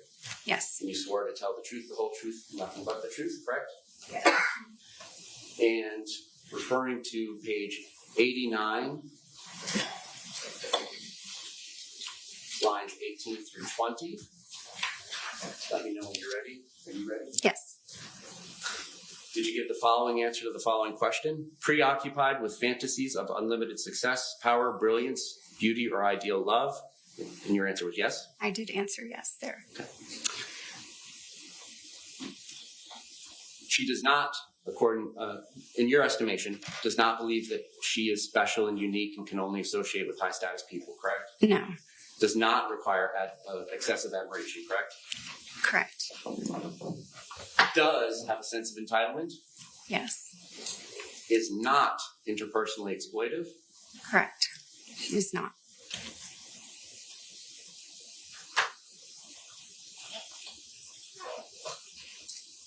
And when discussing whether or not she lacked empathy or was unwilling to recognize or identify with the feelings or needs of others, you indicated that that might be the case, but it's not intentional. In other words, she's not aware if she's inconveniencing others. So there was 3 of those traits, correct? Yes. Not 5, which would be required, correct? For a diagnosis of the personality disorder. If that were the correct diagnosis, you would need 5. All right.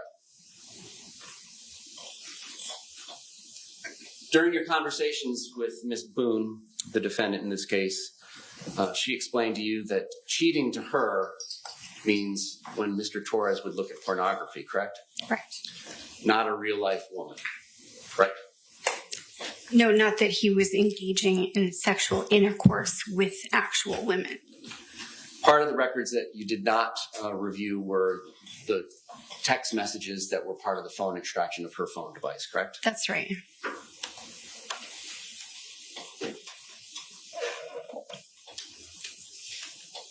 You indicated in your conversation with Mr. Owens that some of the traits that are commonly seen in abusers would be control, jealousy, easily angered. Those could be, yes. What other traits for just common for abusers? Being a person who segregates their victim away from other sources of support, somebody that exhibits coercive control, meaning that they would prevent the person from engaging in activities that would be independent, so restricting their ability to have independent, like life, job, money, things like that, that would be supportive of them being left, for instance. Other things would be using emotional expressions like rage to cause a physiological reaction in another person. So those could be additional descriptions. Specifically, the materials you reviewed. I just want to make sure we're on the same page. Paperwork from prior cases involving Mr. Torres and Ms. Boone. Yes. Medical records for Mr. Torres. That's right. The medical and Aspire records for Ms. Boone that we've discussed. Yes, The crime scene photos from the incident in February. that's right. Pages 1 through 413 in discovery in this case. Right. A photograph of a suitcase and 2 videos involving the suitcase. That's right. And additional videos on that phone, correct? Yes, Such as baseball bat smashing the TV. that's part of it. Yes. And then did you review any other videos where there's conversations between Ms. Boone and Mr. Torres? Yes. One prior 911 call? Yes. Now today you had indicated that you had reviewed the photographs from some prior incidents of violence, correct? Yes. When is it that you did that? Was that recently? No, there are photos included with the prior case packages? case packages. Thank you. I'm not sure what to call it. So That's fine. All right. All right. And did you review any body-worn camera from those prior case packages? no, I did not. I didn't have that. Anything else that you reviewed that I've not covered?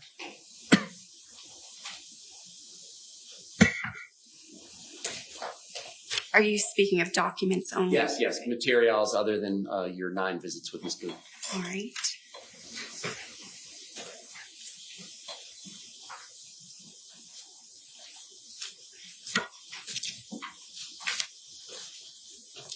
Just checking with the folders I prepared for today.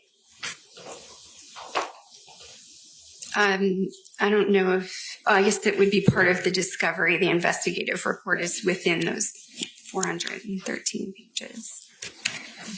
Okay. Did you interview anybody else personally besides Ms. Boone? Yes. Who else did you personally interview? Melissa Sexton? All right. Anybody else? No, You didn't interview Brian Boone, correct?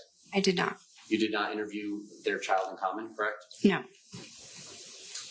And you didn't review the phone text messages extracted from her device, correct? no, I didn't.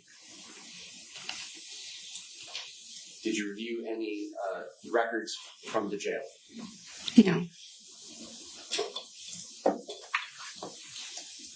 And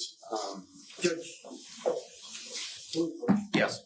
The objection is sustained in part and overruled in part. you testified earlier in the normal course of practice of forensic psychology and psychiatry, you all do rely upon the diagnoses of other experts, correct? you can inform my opinion. Yes, And you have not reviewed any electronic communications in the form of text regarding Ms. Boone's case, correct? no, I did not. Or recorded phone calls of any type, correct? Well, 911. Other than No, other than that. now, let's talk about the February 23rd, 2020. She told you that they didn't really have anything going on to do that particular day, correct? Yes. It was a Sunday, correct? Yes. Did some chores, and then as a reward, they could rest after doing those chores, correct? Right. She indicated to you that she and Mr. Torres did not begin drinking till about 4 p.m., correct? I'll have to reference. Page 36 of your deposition, if you care to use that. Great. Thank you. 36? Yes, ma'am. All right, I'm with you. Around 4 p.m.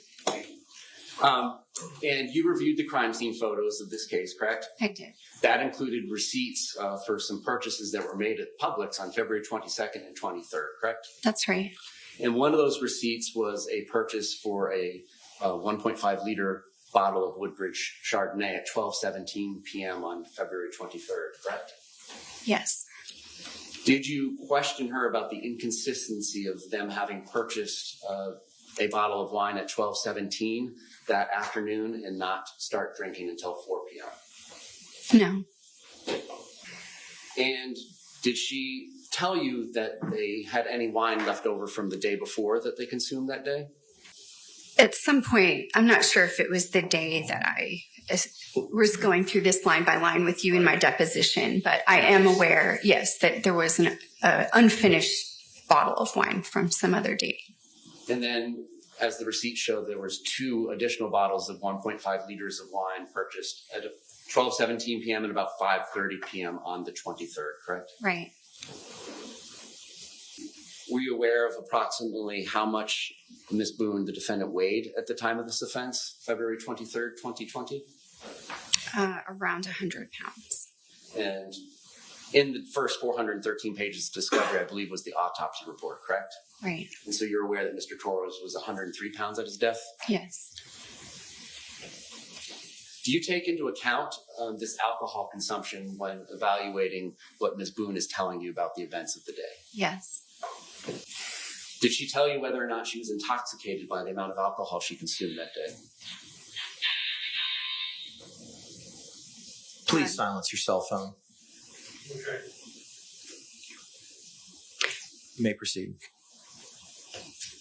So she did not describe herself as intoxicated originally when we discussed this. So So the answer is no. She did not describe herself as intoxicated, right? Hypothetically, if she had told the jury that she was intoxicated at the time of the offense, would that affect your evaluation of her credibility in the history she provided you? No, because that was also my opinion. Did she indicate to you in describing the events of February 23rd, 2020, that there was any point in time she just simply did not remember? Yes. And what points in time are those?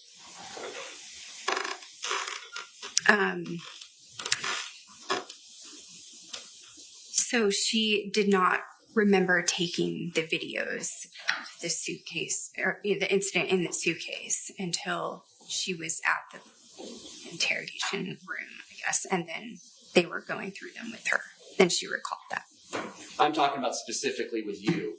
Did she indicate that there were any portions of the night or day or night that she did not remember?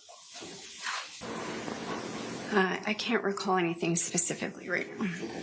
Hypothetically, if she had indicated to the jury that she did not remember the 9 or 10 minutes immediately preceding the first video being taken, would that be inconsistent with what she told you then? No. Well, she didn't indicate to you that she forgot any part of the night, right?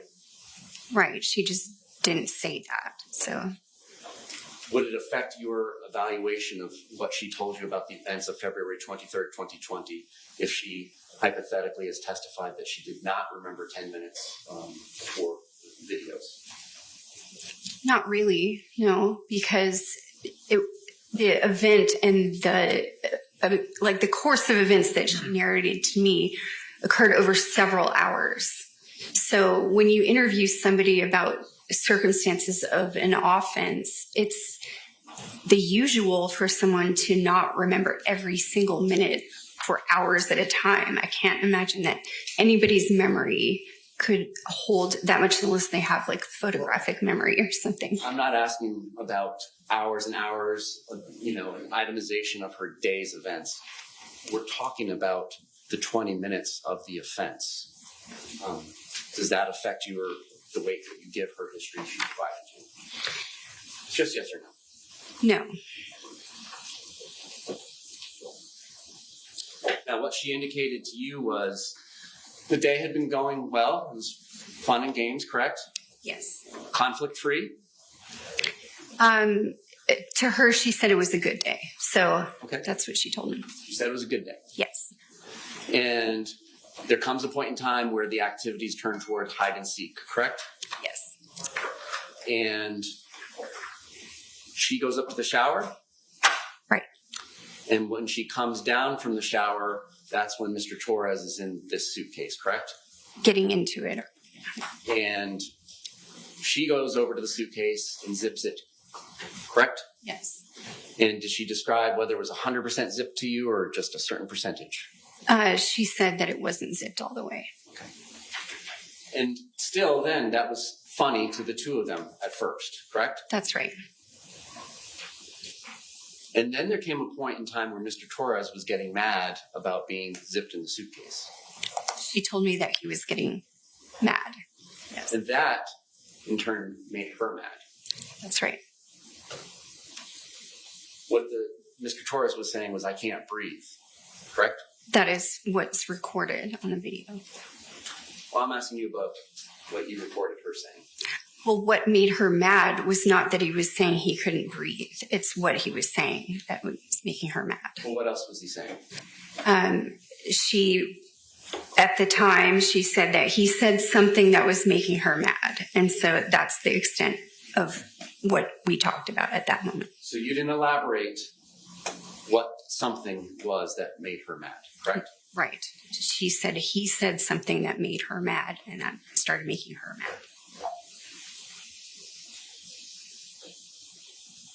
You didn't find it important to learn what specifically he said that made her mad, correct?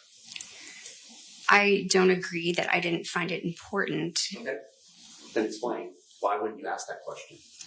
Because as a person who is traumatized is describing their experience, as a trained clinician, you will allow open-ended discussion of that experience. And so it's not an interrogation.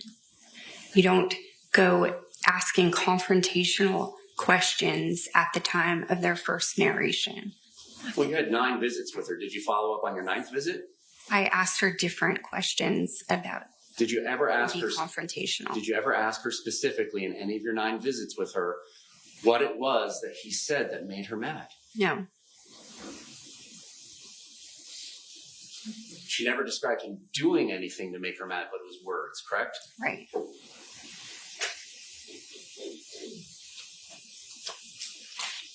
And once she got mad, she decided that she was going to leave him in there for 2 minutes.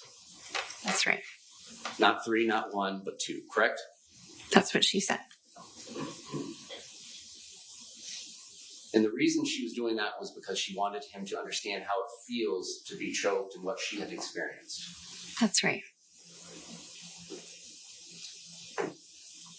Did you ask her why she didn't let him out of the suitcase after 2 minutes? Yes, I did actually ask her that. And what did she say? Well, she thought that he could get out himself. That's one thing. She said that when she was able to unzip it, it was not some significant thing. She was able to unzip it easily. So she said it never occurred to her that he couldn't get out. You may proceed. And you reviewed the still photograph of the suitcase as well as the 2 videos. Right. And did you understand what the metadata or what the timestamps were for each of those items? I'm sure when I reviewed it, I saw the timestamp. Yeah. Would you agree that 20 minutes is 10 times as long as 2 minutes? I would. And if Mr. Torres had not been able to get himself out of the suitcase within 20 minutes, she didn't indicate that she let him out, correct? She did not.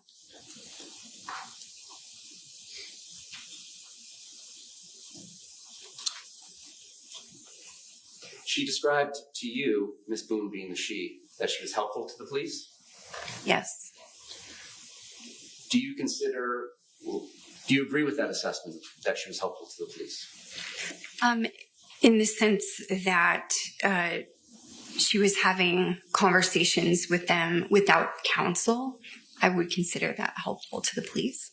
Do you think lying to the police is helpful to the police's investigation? No. Do you agree that she was not truthful with them? Yes, I think that I would agree with that. And when she described getting Mr. Torres out of the suitcase, she described stretching his little legs? Yes. And she stated to you there was no fight that day, correct? That's right. Just wanted him to be uncomfortable. I need to clarify. Physical fight. Right. Yes. Just wanted him to be uncomfortable.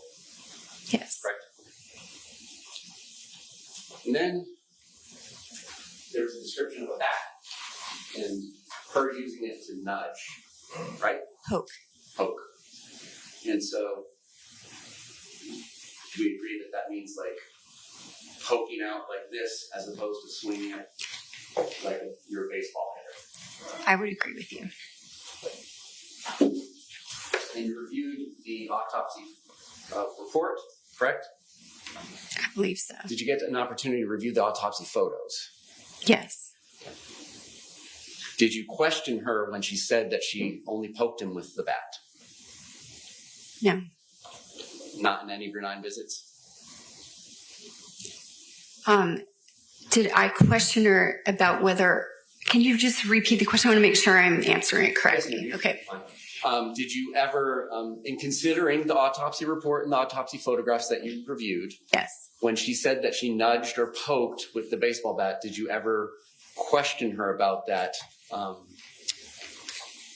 given the severity of his injuries?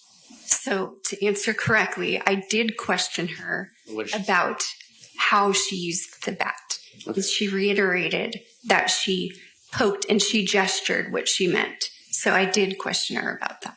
And did you have any questions about that history she relayed to you, given the other evidence in this case that you reviewed?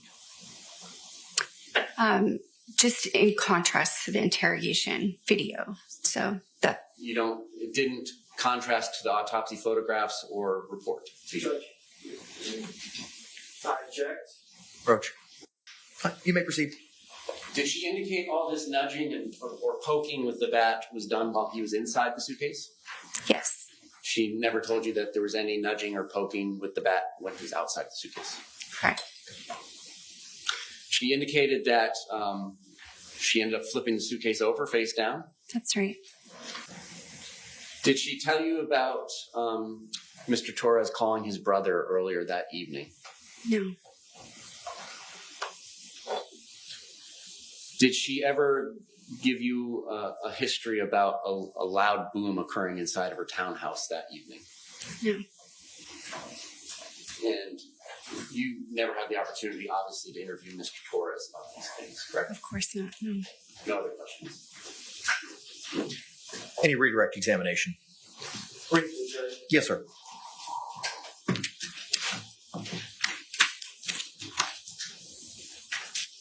The state attorney talked to you about power and control, that an abusive partner will use power and control over the victim in a intimate partner violence situation. Yes. Threatening someone's dogs, is that an example of someone using control? Yes.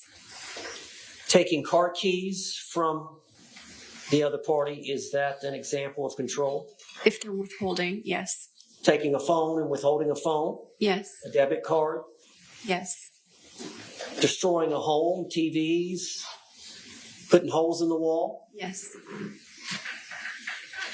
Not helping pay the rent and other bills? So I would say that that could be withholding, that could go under coercive control of another person. What about violating a court order to have no contact with the person? Yes. That's all the questions. Thank you. Can this witness be released? As far as the state is concerned. Mr. Owens? Yeah. Thank you, doctor. Thank you. Yes. Judge, there's 2 orders that I'm going to be requesting the court to take judicial notice under 90.202 sub 6, and orders of no contact. I have copies of the certified copies of the orders. May I approach? Yes. State, have you seen them? Doesn't change my position. Understand, but you have seen them. I have not. You have not seen them. Okay. Doesn't change my position. Understood. Okay. You can bring them on up.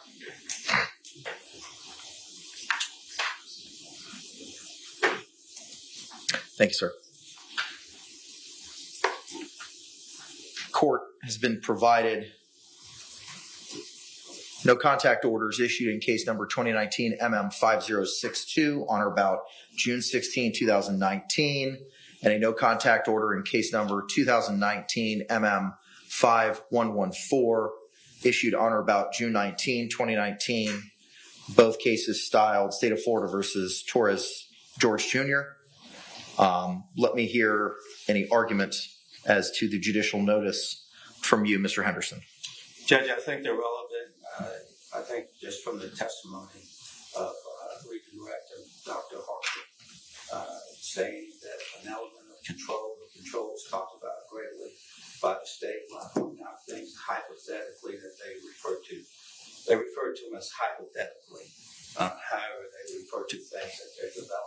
Ms. Boone. These show that there were in fact orders, and the orders were for no contact. So these are elements of control in relation to Jorge Torres. Okay. Response. So in regards to the judicial notice aspect, we don't dispute that can be a substitute for authenticity. However, they're not relevant, they're not admissible. They contain statements that were made by people who are not testifying. Just because an expert relies on something doesn't mean that it's admissible. What happened during redirect with Mr. Owens was he's asking what are the hypothetical things that we rely upon in making these determinations as an expert about whether there's battered spouse syndrome or not. So one of the many inadmissible things that he mentioned was pretrial orders of no contact.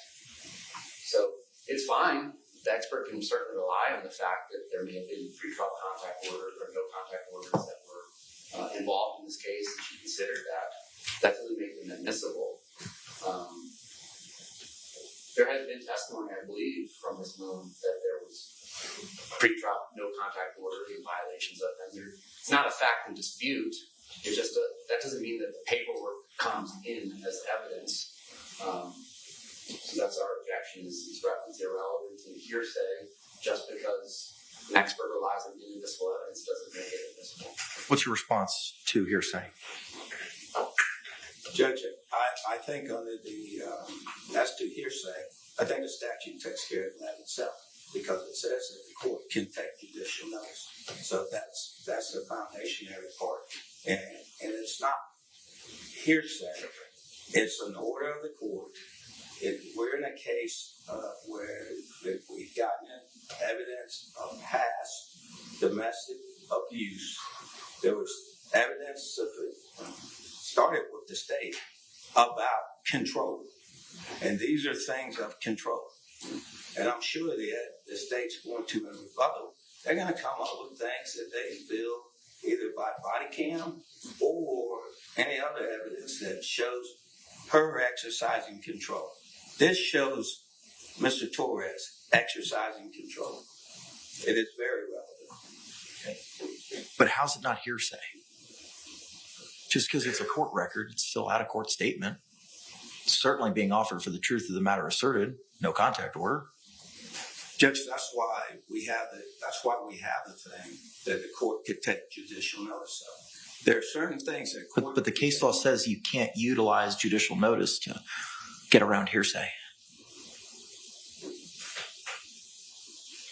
I know 9202 says that I may take judicial notice. 9203 says that upon sufficient notice being provided, which the state is conceding based on their argument, the court shall take judicial notice of items identified in 9202. But my question is, the case law, as identified in Professor Earhart's treatise, specifically says in Dufour v. State, 69 7th 3rd, 235, which specifically talks about notice of judicial documents in a court file, that doesn't get you around hearsay. So what's your response? Let me go through hearsay in my mind again. You're fine. Take your time.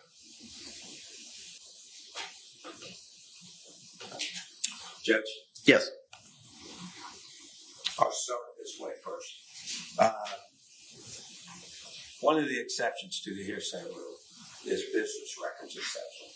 So if it's a business record and it's kept in a normal course of business, then someone can come in and lay the foundational things for the business record exceptions to the hearsay rule.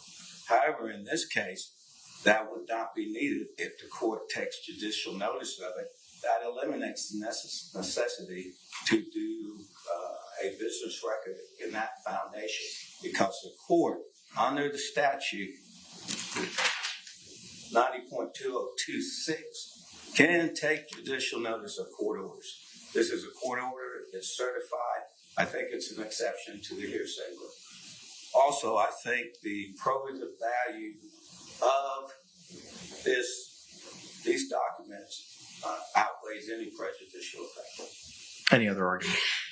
No, you. Any other argument, State?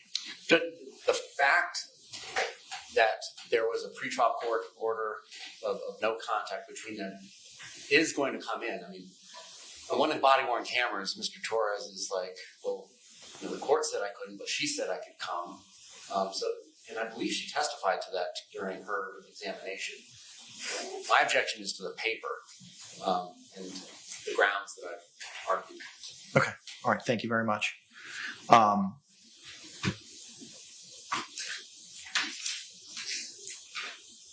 State v. Mobley, 98 Southern 3rd, 124 by the Florida 5th District Court of Appeal, cited in 2012, says that there's a procedure that specifically needs to be followed for judicial notice, as set forth in 9202 and 9203.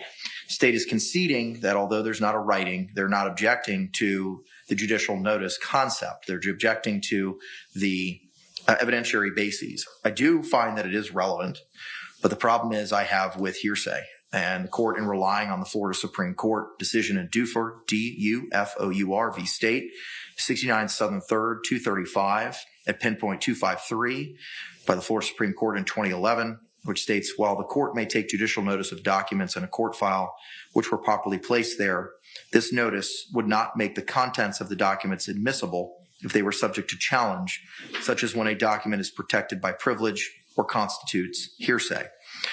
It is an out-of-court statement that is being offered for the truth, to wit, it is a no-contact order, and the requisite requirements for a business record under 98036 subsection A have not been met, nor has there been a certificate from the custodian of records as to those things, as required by section 6, paragraph C, and the timeliness of a certification. So I cannot accept judicial notice of these two documents, even though the state is not conceding the procedure for judicial notice. I am sustaining the state's objection as to hearsay under the grounds and the exceptions that you have offered. Judge, we do have the clerk of court subpoenaed. I don't know where they are. I assume they're somewhere in this building. I believe they sent some message to us back before the hurricane about what they did were to come, and we said to be continued. So we haven't gotten back up with them yet. So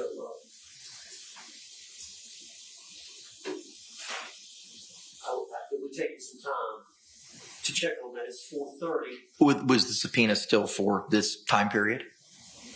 Yes, I believe it was a 3-week period. Okay. But we haven't followed back up with them. This came up Sure. late. I'll give you an opportunity to do that. I don't know whether you could just go ahead and send them to home for the evening, and let me see if we could find the clerk maybe in the morning, and then we could rest in the morning, and then the state has Dr. Werner. It's probably going to take me a little bit of time. I'll give you that opportunity. Absolutely. If you want to, sure. If you want to try to do it now or do it tomorrow, I'll leave it to you. Because I can't imagine it would take long if we're able to get a records custodian or a person to lay the foundation. I can't imagine it would take that long. Aren't they in the building? Yes. 3rd floor? Sure. I suggest we go ahead and let the jury go. It's 4:30. Okay. I don't know how long it's going to take to do that, but we could present that in the morning and then rest in the morning, and then they can. All right, that works for me. I'm not going to make some poor employee come in and do that. I was conceding the authenticity. I don't understand the relevance of it coming in. Are you now withdrawing your hearsay objection? Well, I still believe it's hearsay, but I think it's cured by it's a public record and it's stamped and all that stuff. I know, but no one's made that argument yet. I don't want to punish some poor clerk. Okay. I won't object to them coming in, but it's a slippery slope for other records. We'll see what we do as well. Okay. All right. So the state is still maintaining its hearsay objection. I do find that it is relevant. But I don't make the vote. So then what do you want to do, Mr. J? I'm stipulating if the hang up for the court and the defendant is that they believe a clerk in the court needs to come in and testify, I'm conceding that issue so that person does not have to do whatever that issue is. Okay. All right. Fine. Then based on the concession by the defense By the state, excuse me. Do you have any other objections with regard to these two non-contact orders? Mr. J. No more. Okay. For the reasons previously articulated, I do find it's relevant. The state has withdrawn its hearsay objection. Do you want these as a composite or individual? Individually. Okay. Madam Clerk, could you pre-mark them and then we'll identify them, please? The no contact order in 2019 MM 5062 dated June 16, 2019 has been pre-marked as AB. And the no contact order in 19 MM 5114 dated June 19th, 2019 is dated as AC. Mr. Owens, you can approach. Let's just tackle a couple other housekeeping matters that we have. You can move those in when our jury returns into evidence. Are there any other witnesses, evidence, or testimony, sir, that you're going to be offering this afternoon? I don't believe so, but we're intending on resting either this afternoon or first thing in the morning, but we want some time to talk to Sarah Boone and explain to her, why we think we should rest, not call any further witnesses, not introduce any other exhibits, just to make sure that we're all on the same page with her about what our strategy is. So we need a little bit of time. I don't know if you want to excuse the jury for the night and then have us come back in the morning and do that colloquy with the defendant. But we do need some time with her. Okay. All right. So then here's what we'll do. I'll bring in the jury and I'll excuse them. You can save those pieces of paper and you can move them into evidence tomorrow morning and then present. That'll work. Thank you, Madam Clerk. We'll bring the jury back at 9 a.m. tomorrow, and you can continue with your evidence presentation at that time, including but not limited to calling any additional witnesses.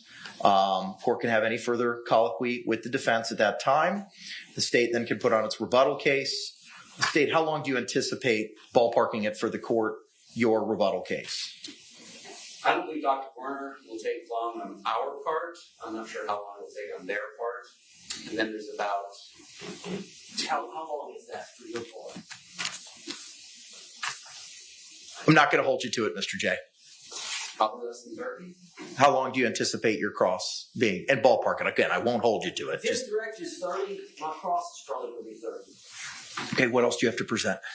And then there will be about 2 hours of videos from body-worn camera and from the phone extraction. Mm-hmm. And then reading good bit of phone text messages from the record. Separate and apart from the 2-hour video presentation. Okay, got it. All right. Okay, so that's going to take us in tomorrow afternoon. Are we going to be in a position for the state to rest its rebuttal case tomorrow and proceed with closings, or are we going to proceed with closings Friday morning after had the opportunity to have a full, not that we would not have a full charging conference, but after having a charging conference Thursday afternoon with regard to the jury instructions? I just don't know how long. I think all the instructions are pretty relatively simple and straightforward, except for 3.6. Agreed. 3.6F. I agree. That's not going to be simple or straightforward in any way. The instruction is complicated. I agree. And the special jury instruction on better spouse that would have been requested. Okay. There's different courts, Judge, here in Florida that have used the special instructions. There's different courts in other states that have used a different instruction. We've looked at a bunch of them, so I don't know what this court is going to be inclined to do if court would be so inclined to give a special instruction on better spouse, and whether or not you want to consider one of the local courts, the Palm Beach County case that I mentioned before with Dr. Brannon. There was a special instruction in that case. And then we've got some from other states. I don't know what state's position is going to be on that. So Has a draft of that been circulated yet? Not to the court. Okay. All right. All right. So here's what we're going to do. Okay. Let's just see how long the rebuttal case takes. And then if we have to do closings Friday morning, we'll have to do closings Friday morning. I'd rather go through and spend the time to make sure that we're all on the same page with regard to the instructions, especially due to the complicated nature of 3.6F. With regard to those, the court will have Ms. Barrios email you all. She just started her drive back to Kissimmee, so it might come a little bit later this evening.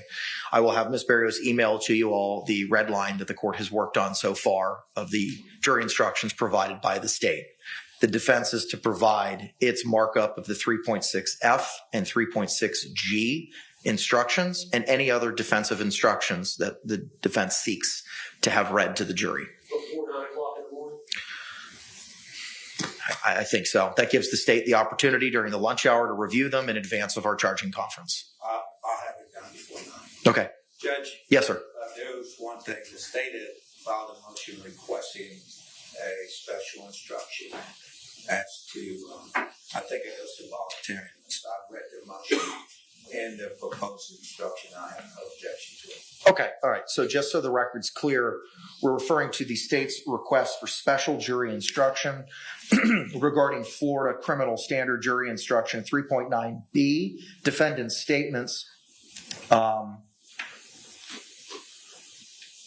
filed October 22, 2024. The provision that the state seeks to add to the 3.9B instruction reads as follows. Law enforcement is not legally required to ask a suspect whether he or she wants to talk to law enforcement after Miranda warnings are read to a suspect. This is, however, one of the factors you may consider whether the defendant's statements were voluntarily made. The state, state, have I read that correctly? I believe so, without reading myself. And defense, you have no objection? No objection, Judge. And it's my understanding that's going to, there's already the standard instruction. That's an add-on to the standard. It's just a matter of where y'all want it. So I will add this to the red line to be set out this afternoon. Ms. Boone, I want to have a couple other conversations with you, ma'am. Again, I don't want to know specifics of anything that you or your attorneys have discussed, just whether or not you've had those discussions. Did you hear the court read the proposed additional language to the jury instruction about your statements? Just now? Yes, ma'am. Could you please read it one more time? I can. So just to give you some background, ma'am, there's a form instruction. It's 3.9B, and it talks about how the jury is to consider your statements that were read to them and provided in evidence through the course of the trial. And that they're to consider the voluntariness of those statements and whether they were coerced. The state is seeking to add the following language to that instruction. Law enforcement is not legally required to ask a suspect whether he or she wants to talk to law enforcement after Miranda warnings are read to a suspect. This is, however, one of the factors you may consider whether the defendant's statements were voluntarily made. Do you understand that portion of the instruction? Yes. Do you have any questions about it? No. Okay. Have you had conversations with your attorneys about the proposed additional language that I just read to you? Not yet. Oh. Okay. Let's go ahead and have those conversations tonight when y'all break, and we can go over this tomorrow when we have the charging conference. But I'll go ahead and add it to the red line for the purposes of our discussion tomorrow. Thank you, Judge. Okay. Anything else, state, we need to address? Thank you. Defense, anything else? No, sir. Okay, let's go ahead and bring our panel back in, and we'll tell them we'll commence tomorrow with additional evidence and testimony at 9 a.m.